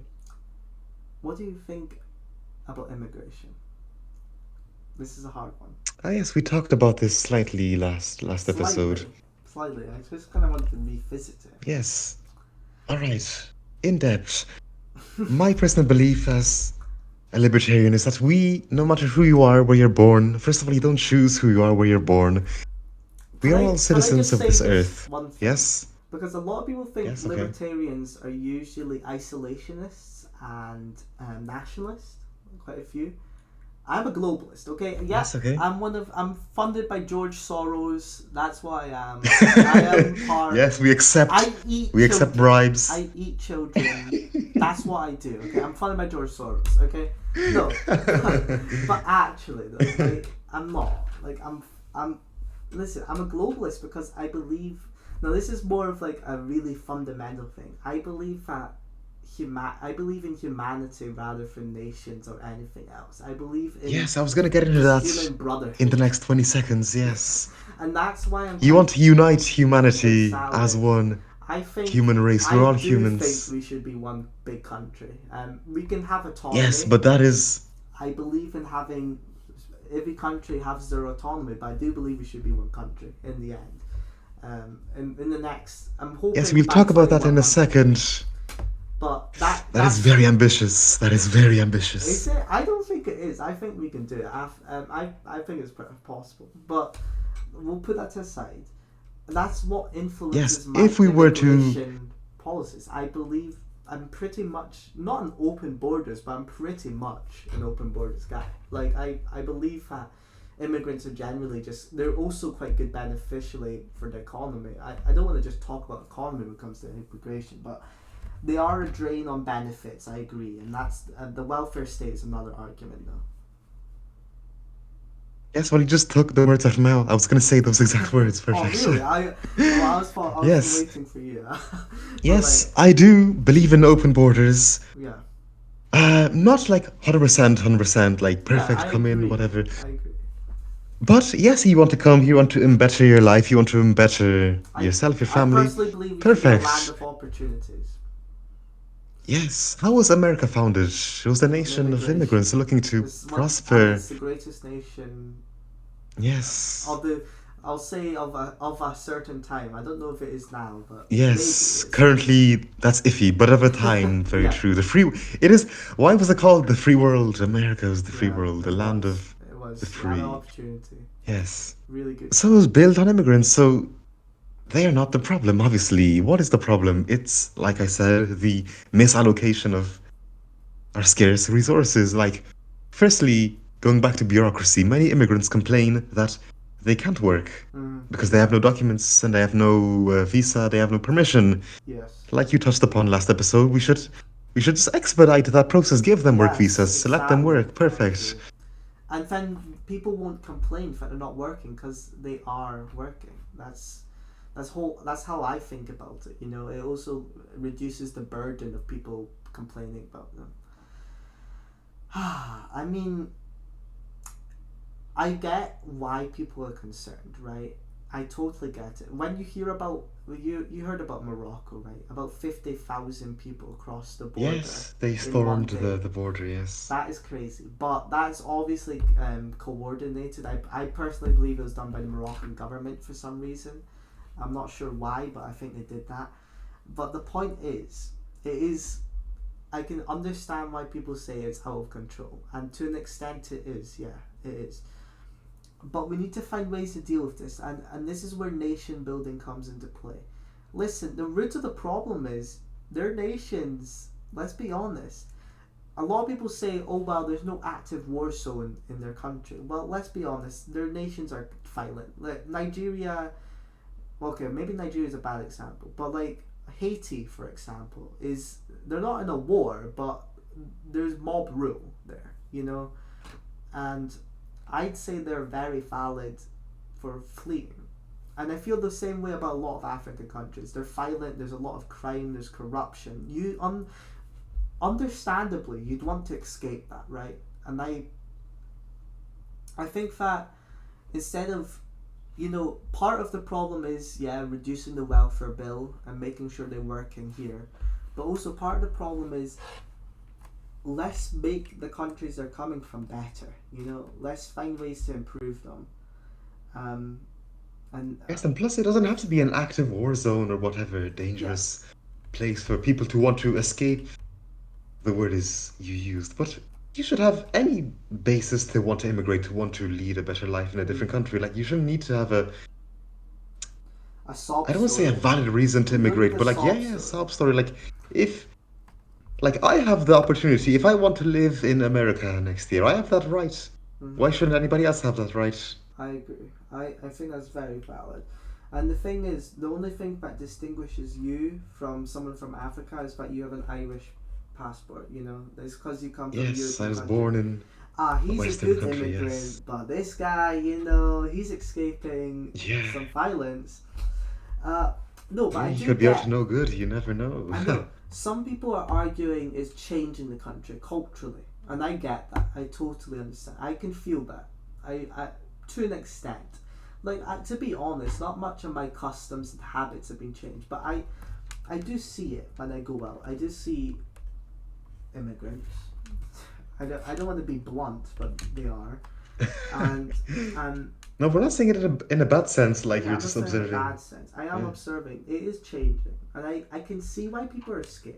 I and and they do tend to stay together for some reason. I'm actually not sure why they stay together, to be honest. I know it's sense of community, but I don't know how they find each other. Is what Yes, I'm you're saying. right.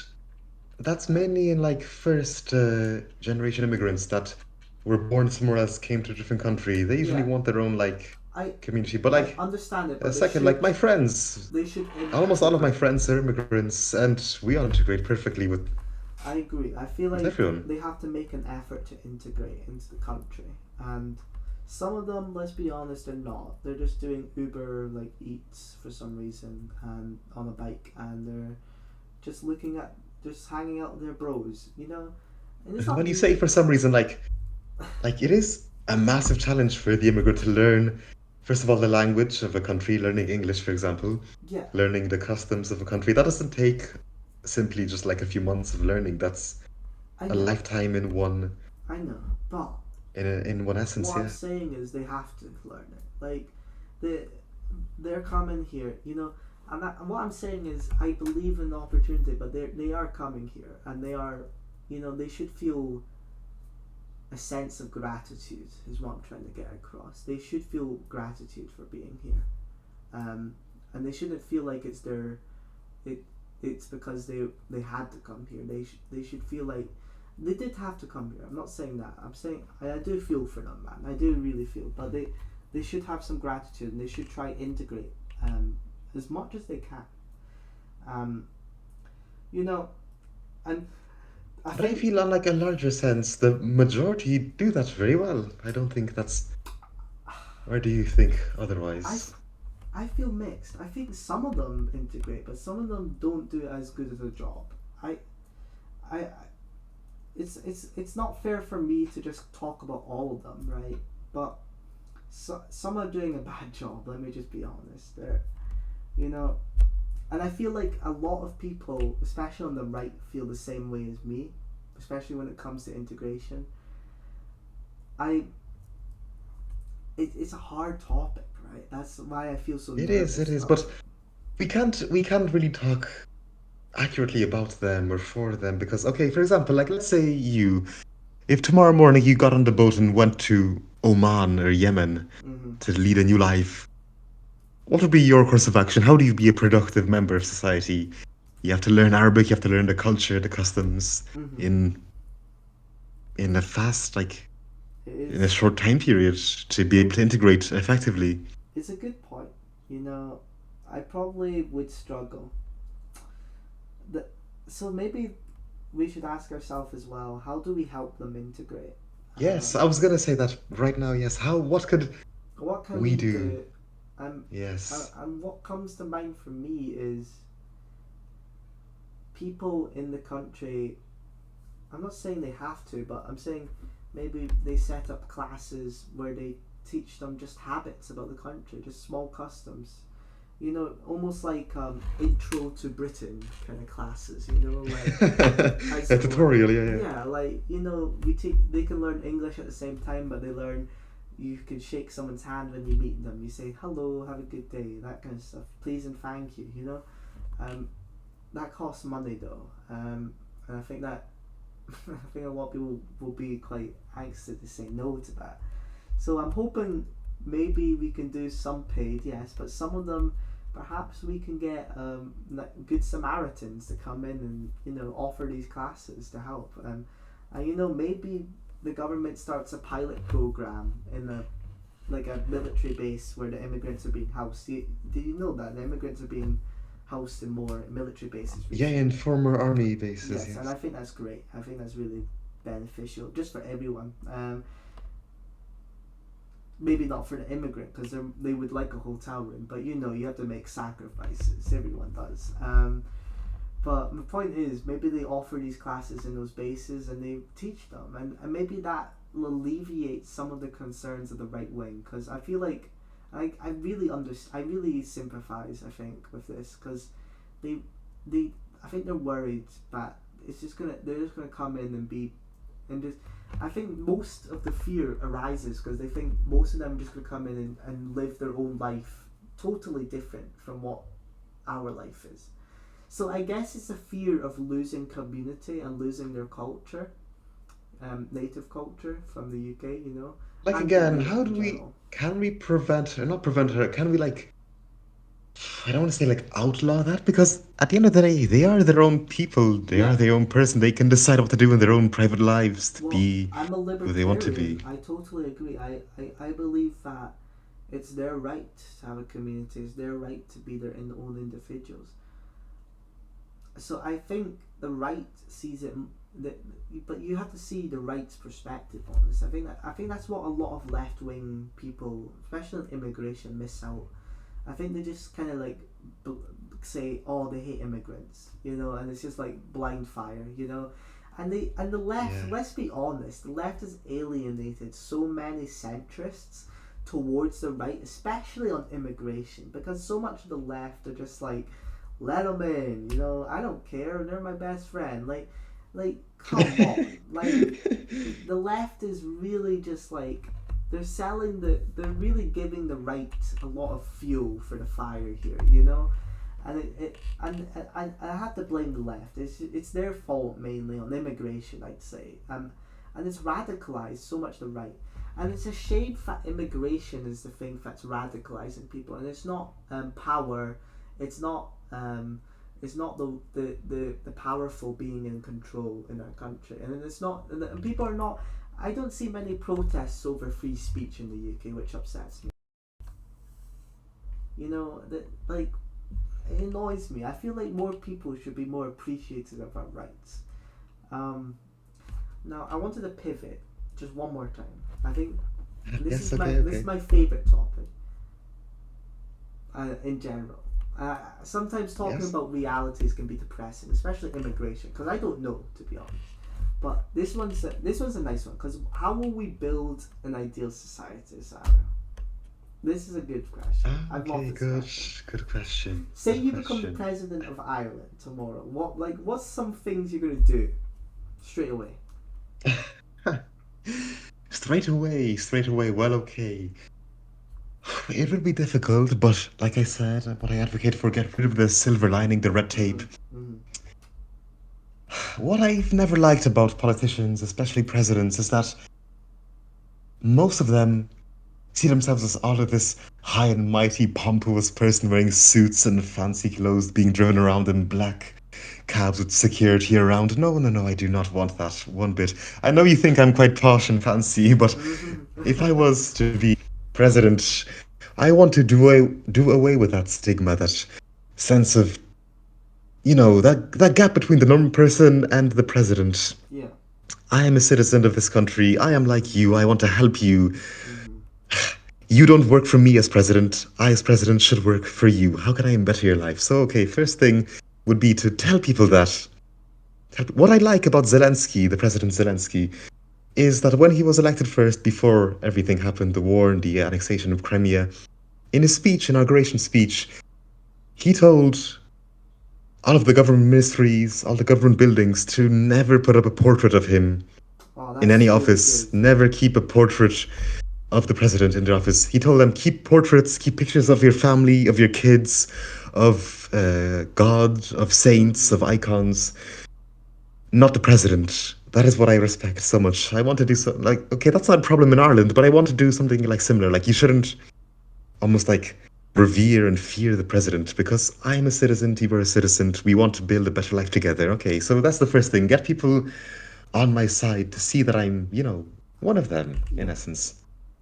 Then, like I told you, get rid of, try to at least get rid of the silver lining, the red tape, the bureaucracy that hampers everything. And I want to make a lot of speeches. The Polish president is quite right wing currently. Yeah.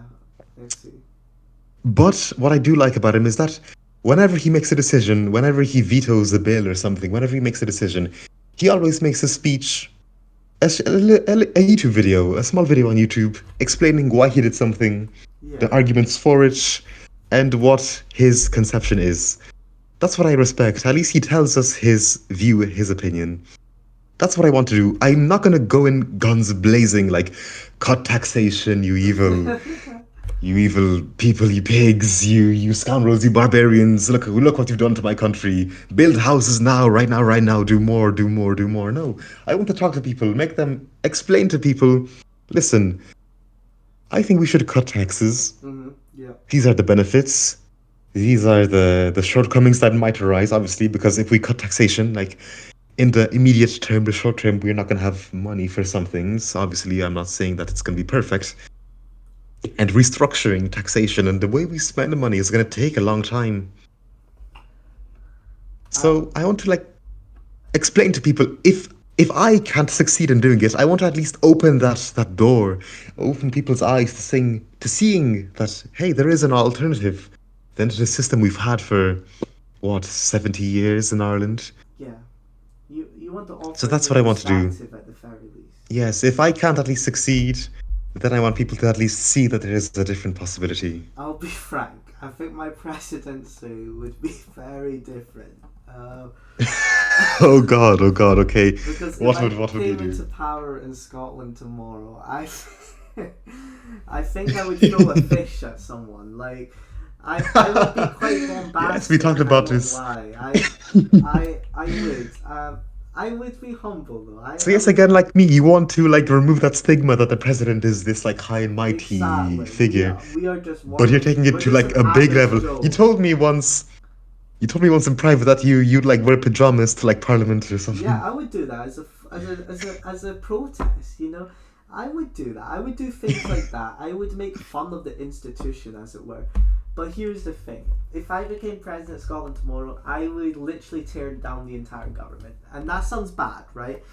But I believe the government needs major restructuring. I just think it needs to be built up from the level, from the floor up, as it were. The ground up, yeah, yeah. Yeah. And I just don't think we can restructure the government anymore. I think we need to completely wipe it out, get new people in.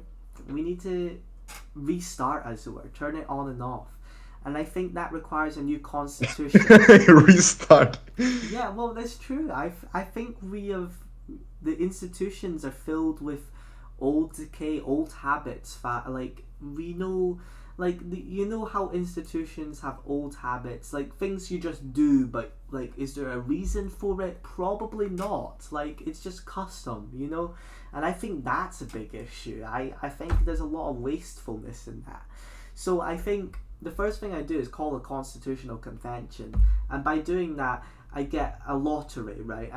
Everyone gets a lottery. So say for every 1,000 people, someone gets chosen. If you want to do it, you can say yes. If you don't want to do it, another lottery will be picked. So it's a random choice thing. Then we get everyone in the country and we rewrite the rules of this country.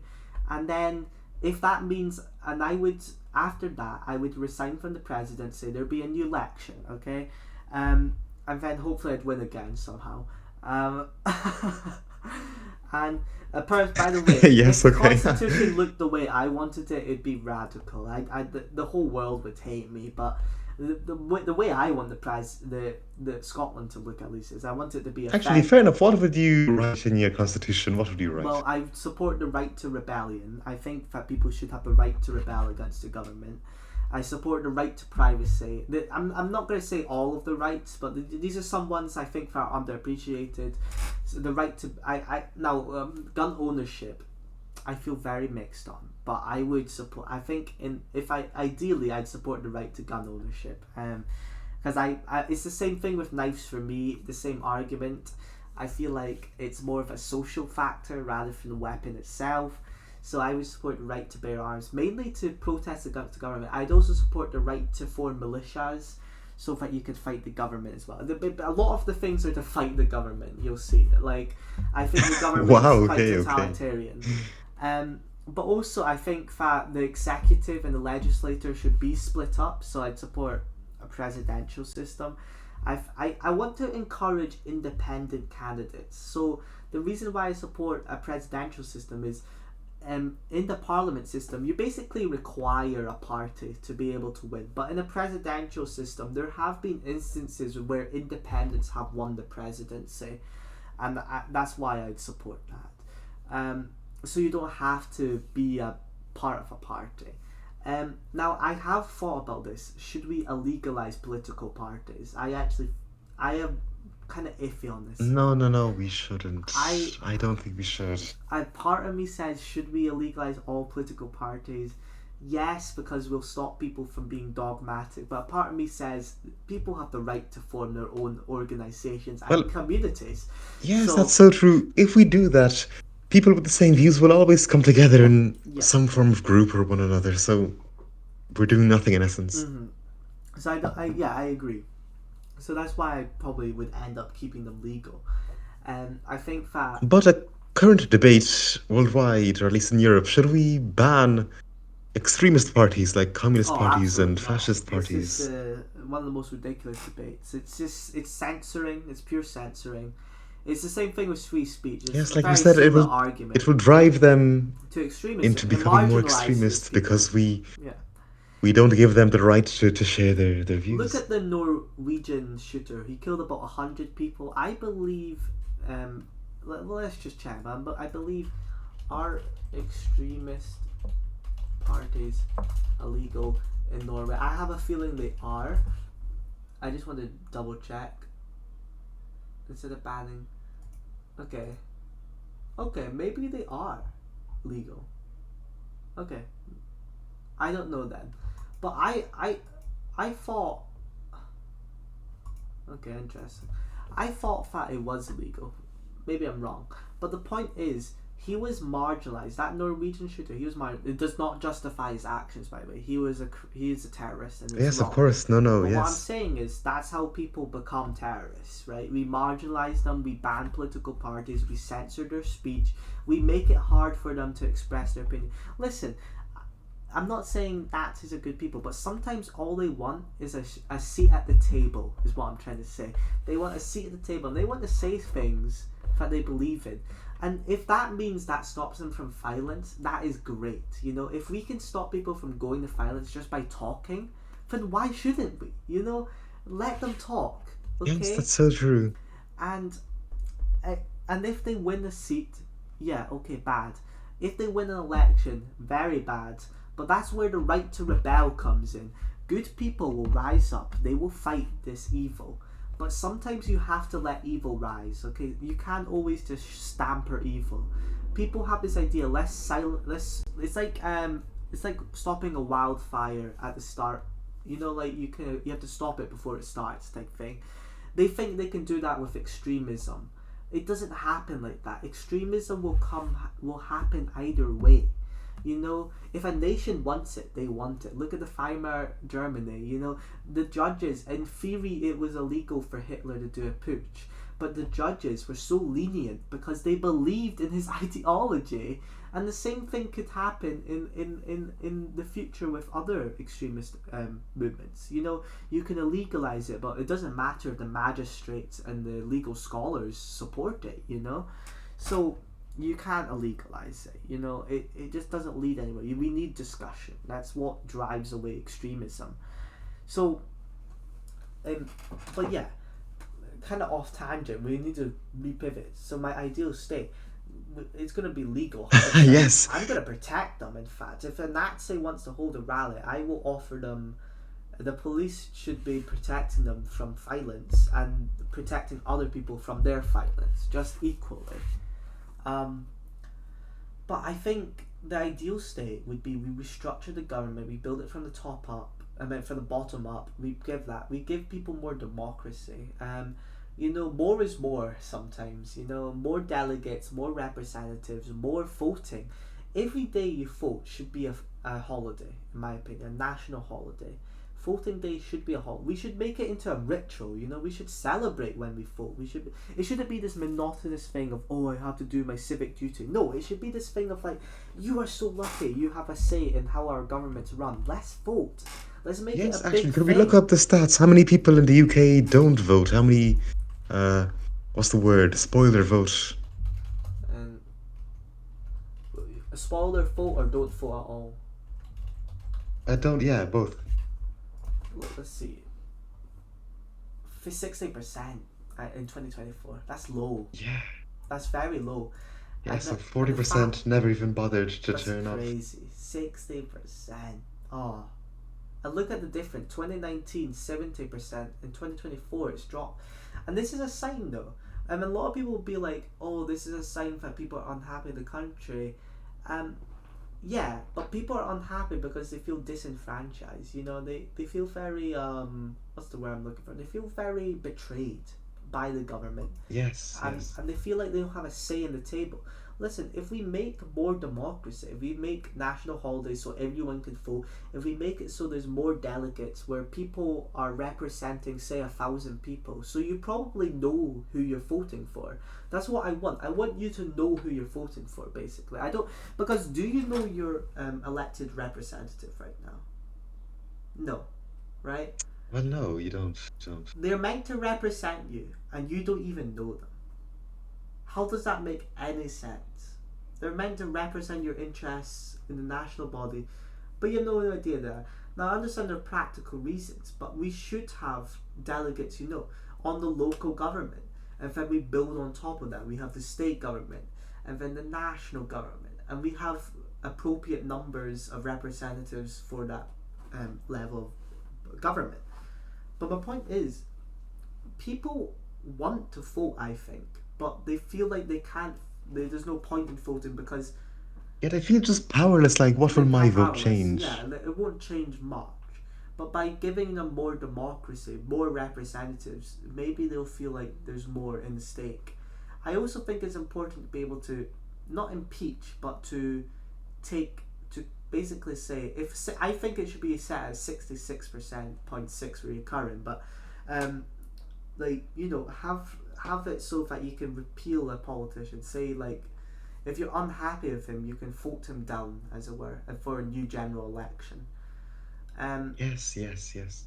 I think that's important to be able to say. And now a lot of people say, "Oh, this is going to cause chaos," and I say that's why we set it at 2/3. I think that's a very super majority, Reasonable, yeah. and I think if you get 2/3 of your populace not liking you in your whatever county or whatever, I think that's pretty fair to say you're doing a bad job. And and this is going to allow for a new general election. They can vote again, and maybe that person who got impeached, they might get voted again. You never know.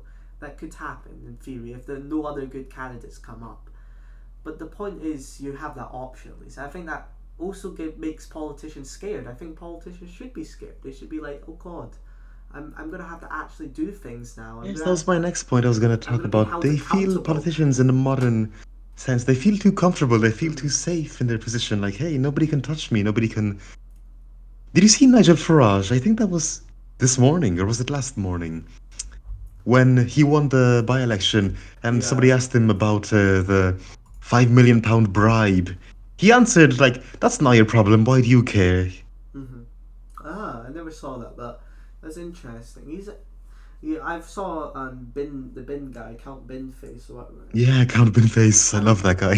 he's funny, but it does, like, if he did get voted in, we'd have no idea what kind of person he is. So I Yeah. kind of happy he didn't get voted in, to be honest. But back to the ideal state, like, I I.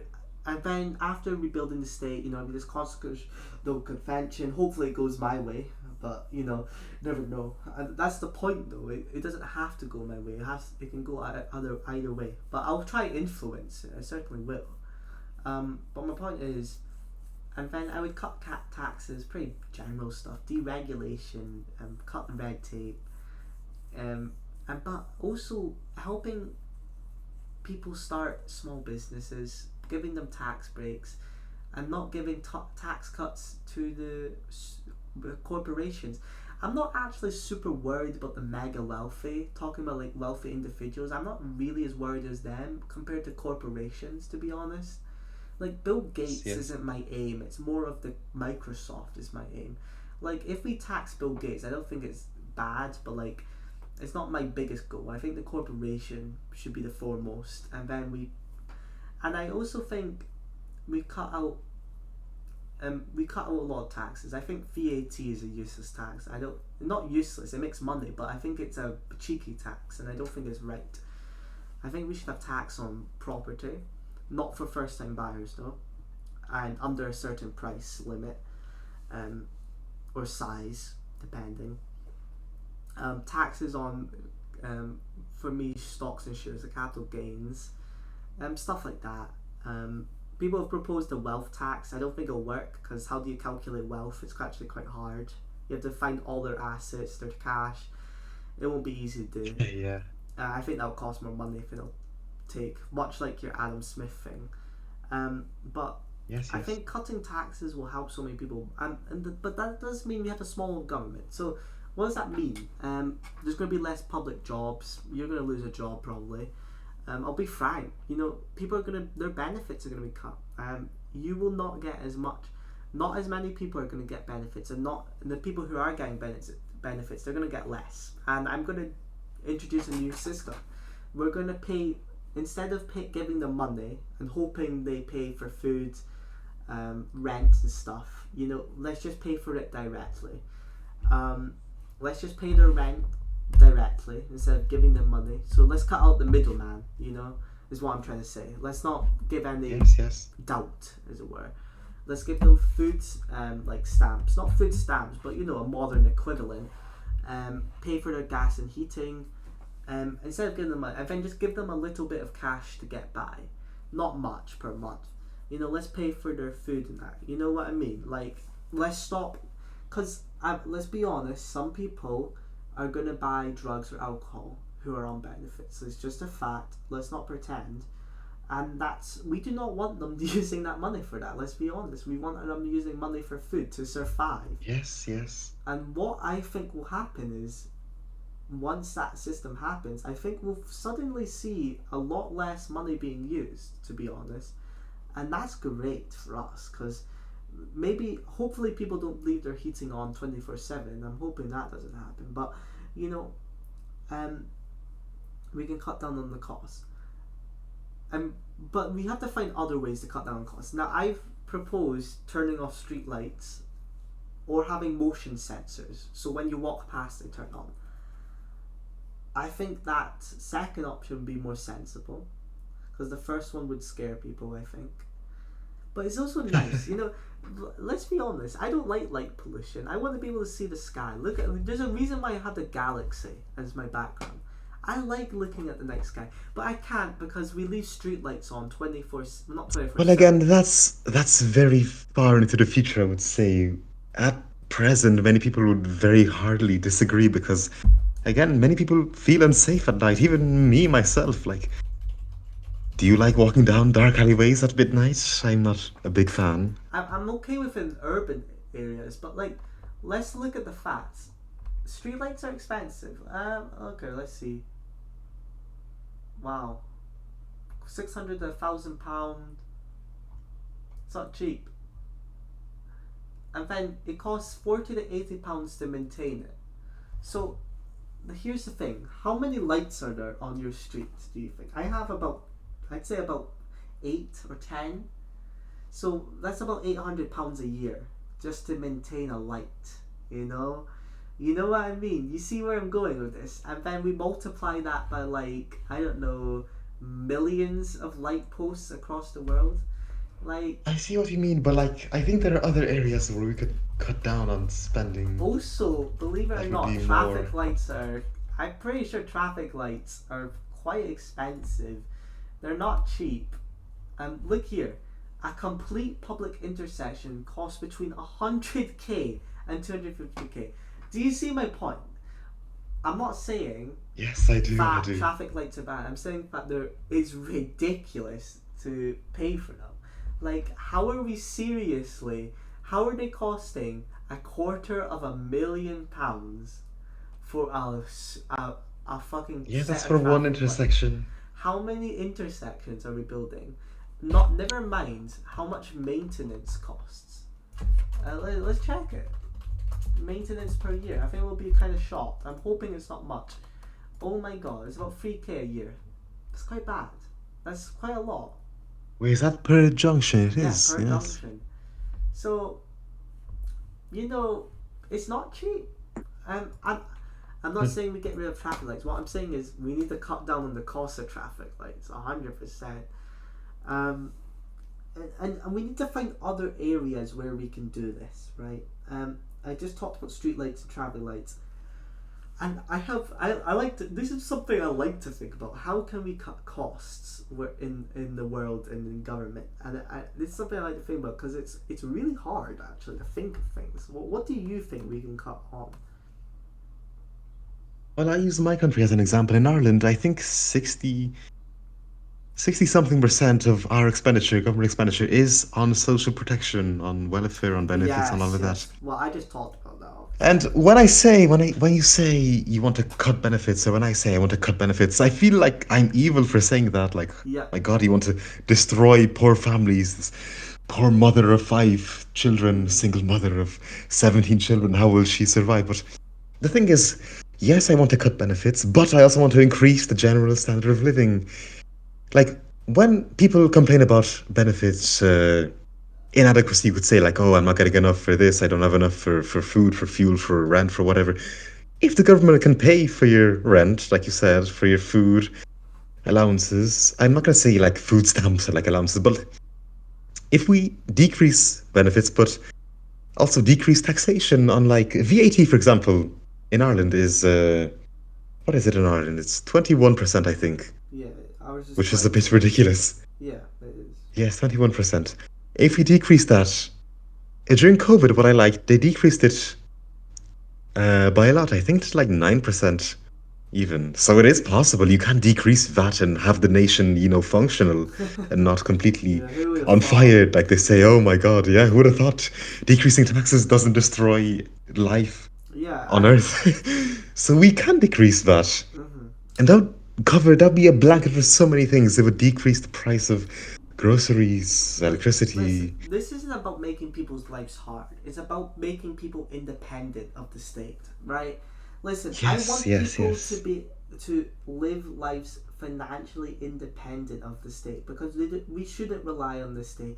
Listen, it's also unfair on your peers as well. Okay, you have to think about your peers. Your peers are funding your lifestyle to an extent, right? I'm not saying for everyone, but to an extent, you have to have some what's the word I'm looking for? You have to get up in the morning, is what I'm trying to say.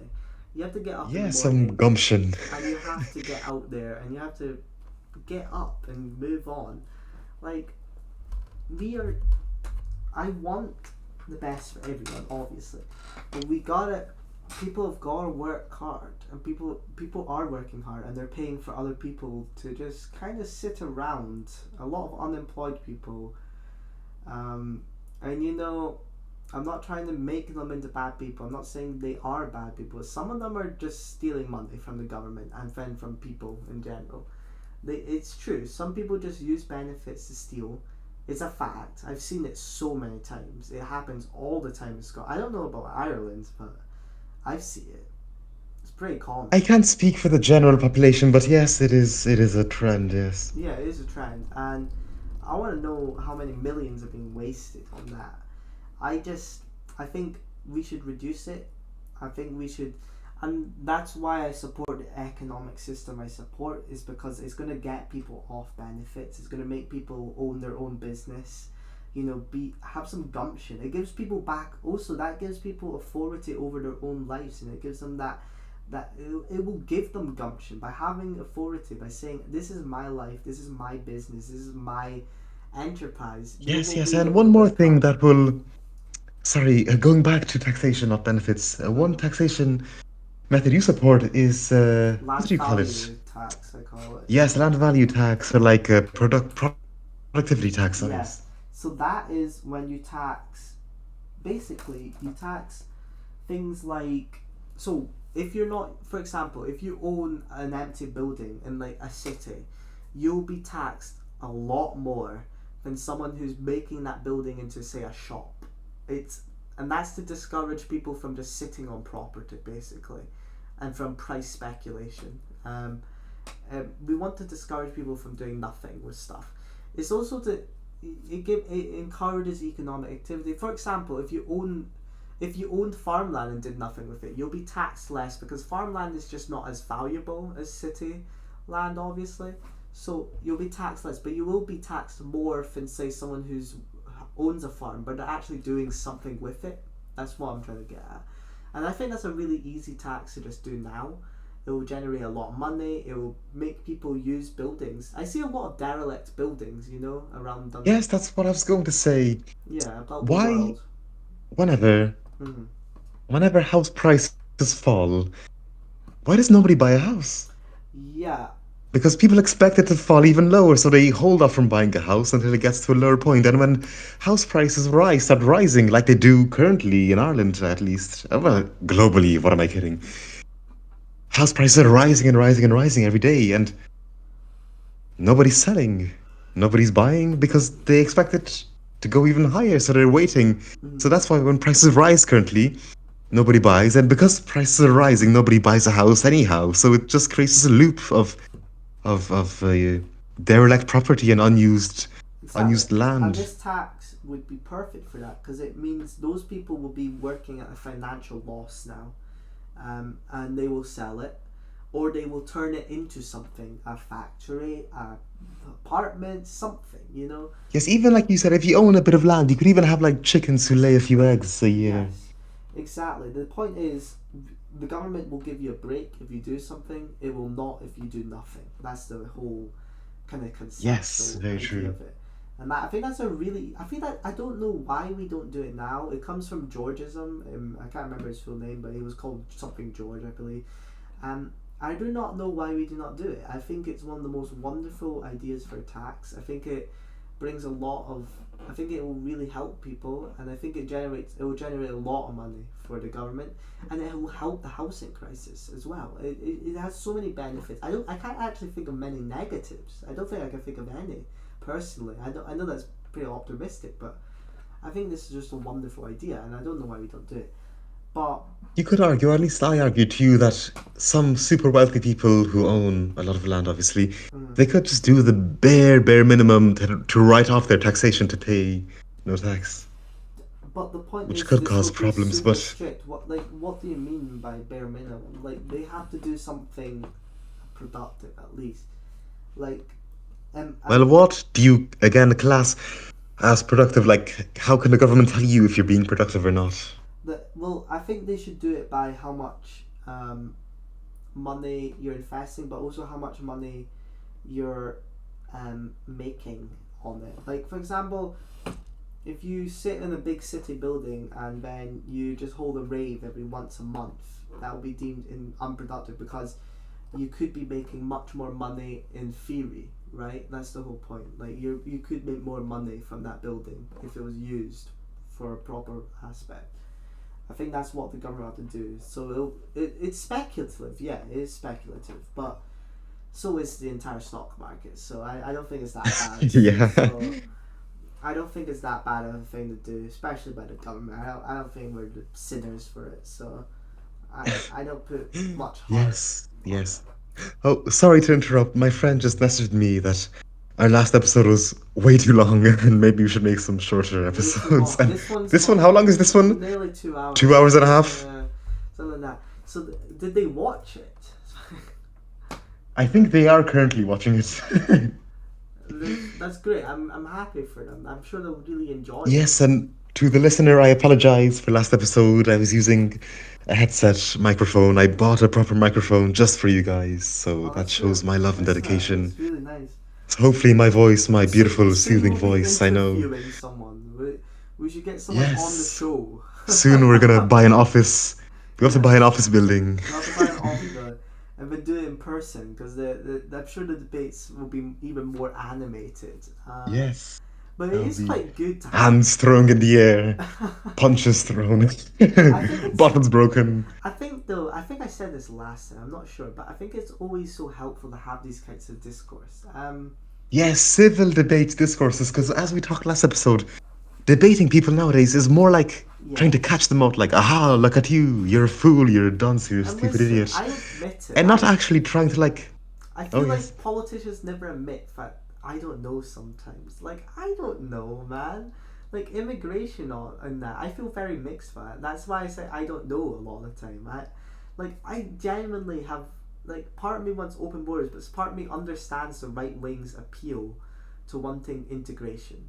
So I understand both sides to the argument. I feel like that's why on immigration I feel like I'm in both camps on that, and simultaneously it's unfair to me. Like, pick a side, Alex. Come on, like, come on, be a political, like, fall into line, as it were. No, but that's good. That's good. I was talking one day with you about should we name our ideology, what we believe in? Should we have it a Never, name? never, because But yeah, that's the thing. We should never subscribe to one single belief system. It's good that you actually question yourself. It's good that we question what we believe in, because it that we don't take sides, and the because fact that it's we don't never name it, it's not a this or the other. It's sect. never, Yeah, yes, it's not a we one thing. It's a conglomerate of things. It's an it's an oligarchy. oligarchy. We're evil. No, I'm joking. Yes, But like, of course, we eat children, of course, as we said. that's why I know I get why people label and name political ideologies is to make sense in the world, right? We label people, we call people black and Asian and brown and yellow and all mean things, and gay and queer, people do that. I get it, but I don't like to do it because it kind of puts you into a box, and I don't want to be put. I don't want I don't want politics to be put in a box, for me at least, because I don't know. I feel like people lose independent thought almost. I feel like they just subscribe to a mob ideology. I know that's like pretty like pessimistic to look at people like that, but I do think it happens. Let's be honest. People do it all the time. Yes, yes. The whole MAGA movement is a really good example of that.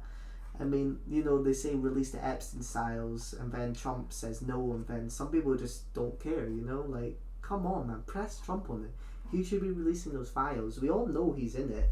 I don't think he's done anything personally, but I do think he's implicated in it, to be frank, and Yes, heavily, heavily. I think he knew about it, to be honest, and Yes, that's like I touched on last episode, is how people in history, we look at revolutions and massive uprisings, how people rise up against such corruption, such wealth inequality, and such wrongdoing. But back 200 years ago, they had no idea mhm. of the true scale of everything. Like today, we know, we have it in front of our They're screens, the flaunting it in your list. face. Yes, Yes. they're flaunting.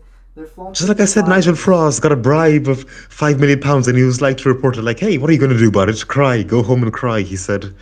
Yeah, I think a lot. I think You know what? I feel bad. I feel bad for myself because because I am a political like no man's land. I'm in no man's land. Let's say, I feel like the left Yes. and the right hate me when I talk about politics. Yeah, I feel exactly the same way. I feel like I have no place to be, and I'm not like complaining. It's because I believe in that. It's just is what it is. But like, it does feel. I feel it's a shame because I really want to look at the right. I really want people to be like, not looking past me as if I'm like on the left or the right, because they both call me that. I've been called right wing and left wing. It's very well, not much as left wing. I've been called right wing a lot. I've been called what was it, a race mixer before by of like a white supremacist, but that was Oh my God. I know that was a that was something else. So maybe I have been called. Yeah. I've been called radical by both sides. No, And I've been called evil, capitalist. I've been called communist by right-wing people. I've been called fascist by left-wing people. I've been called a There's genocider. no, there's no Apparently I council. really just want to kill people. But Yes. my point is, it's just a shame we can't look past that. A lot of people. I feel like a lot of people should look past it and be like more accepting, just of general. Like, I feel like I'm pretty accepting of the left and right. I feel like I do a pretty good job. I feel like at least if I don't accept them, I understand where they're coming from. I feel like on a lot of issues I can empathize on the left and right and be like, I can know where you're coming from. I know what your point is. I know why you feel this way. But I Yes, don't and that's agree what with it. people find the most difficult. Like, why do people subscribe to extremist ideologies? Because Yeah, they want to attribute the blame to one group of people. yeah, For communists, it's the bankers, the capitalists, the business owners, and whoever else. So they want that security that, hey, this is all the evil in the world. We're against them. yeah. I think that comes into play. But I just wish understanding was spoken more about in politics now. Like just simply talking to each other and being just getting along. Like there's a reason why I don't talk about politics with friends generally, is because it generally leads to a very dark place, I think. I love talking about politics, Yes. but I don't like fighting with people. Like a lot of people call, there's a reason why we call most politics debates. It's very argumentative. Like I want to have conversations, not debates about Yes, politics. civil discourse, not Yeah, brawls. I just want to chat about it at the very least. And You see, when I talk about politics with friends or whoever else I meet, I ask them for their views and their opinions, and I let them speak about it with mhm. their open heart. Tell me what you think. I want to know what you think. I'm not going to argue you first before I know what you think. Yeah, it is fair enough. I mean, I get very nervous when people, because I feel like I'm quite a, to be honest, I feel like I'm an extremist, to be honest, in a lot of regards. Yeah, but it's just funny because we're so like centered, we're so moderate. I well, I don't know. I I think I just accept the reality. I think I'm quite an extremist libertarian. I've just kind of like succumbed to it or whatever. Like I feel like I'm just, it Yeah, is what it fish throwing is. in parliament. I like people will think, people call think I have extremist views, and maybe I do. I don't know. I sometimes I think I do. Sometimes I think I don't. But I just accept it. Like I'm pretty third positionist. I know I use that word a lot, but I feel like I'm outside the left and right kind of like spectrum. I feel like I'm pretty. I feel like I'm on, like if there was Yeah, a across the triangle. spectrum. Yeah, across the The spectrum. name of the Yeah, podcast. that's Fantastic, wow. yes. It's all tying in now. We're really It's good all, at oh my this. God, it's beautiful.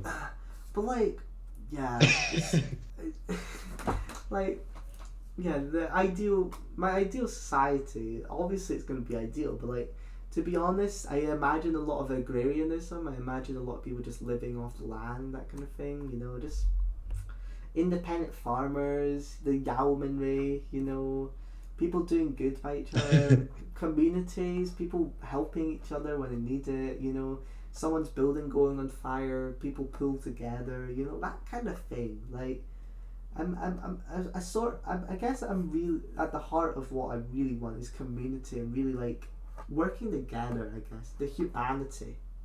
Um, Yes, like you said, we're all we're humans. all human, We should and be I think it's a together. shame that we let so much divide us. When I feel like the most common factor, the most just simplest truth is we're just human, man. Like just accept it. We're fucking human. That's it. It's not that deep sometimes. Like you disagree. You know, I don't care if you're Christian, Buddhist, Muslim, all these things, Baha'i faith or whatever, Zoroastrianism. I don't care. You go for it, man. It's just like, I guess, I guess, I wonder if people in the Enlightenment felt the same way when they were learning about tolerance. I feel like that, but just based on humanity, not even tolerance, acceptance of humanity. Just accept each other. I think that's the next thing for humanity, at least. I think that's the next stage. Yes, the Just next step. just learning to understand each other and disagree, and it's a and it's not easy. That this isn't a political thing, I think, anymore. It's more of like an overall moral A change in moral thing, yeah. society. Yeah, this is something that has to come from people at the end of the day. Like, and I agree that politics does come from people. But what I mean is, this movement really is grassroots in the most basic sense, because it you have to want this. This is something that average people have to want, and it's not easy to do. I agree. I think, and there's not like a top down approach you can do to this. I feel like so much of politics is trying to implement a top down approach to get things done. When let's just accept it. Not everything can be done from the top. Sometimes you have to let people figure it out. You know, I, it, yeah. What about you? Yes, beautifully said, beautifully said. I think that was pretty good episode, I think. Episode 2. What should the name be? Yes. Episode 2. Wow, we talked about a vast array Yeah, we did talk about. of I don't even know what things. to name it. What did we do? Yeah, China, There was a lot. land We touched on tax. law. We touched on law. No, but it's good. This is freeform. This is freeform. Like I'm not looking to talk about one thing. It gets stale after a while. Like I like to just jump around. It's fine. But like, what should this? It's been really nice actually, to be honest. Yes, yes, it is. It is beautiful. And even better, we get to talk while we get our point across to a vast audience. Exactly. Well, hopefully soon to be vast audience, maybe. But we got 19. Humble beginnings, humble beginnings. Do you think those 19 Yes. viewers are really watching it? They're really minding it up. Yeah, I mean, hey, it could be something you just throw on while you're doing other activities, going for a walk, doing something else, I hope it. Who would want to be politically galvanized while doing the washing up? I hope so though. Like I hope people are like. I'm looking at the analytics. Let's see how much people are watching it. People are watching 1 minute 56 on average. So that's not really not really See, no, hey, today we had a strong intro. Last time was a bit like iffy. Now it's gonna be better. Trust, very, trust. yeah. I looked at the likes and dislikes. I'm very surprised. My channel average is 101.5% for likes. I don't know how that's possible. Oh, wow, look at you. How is it above 100%?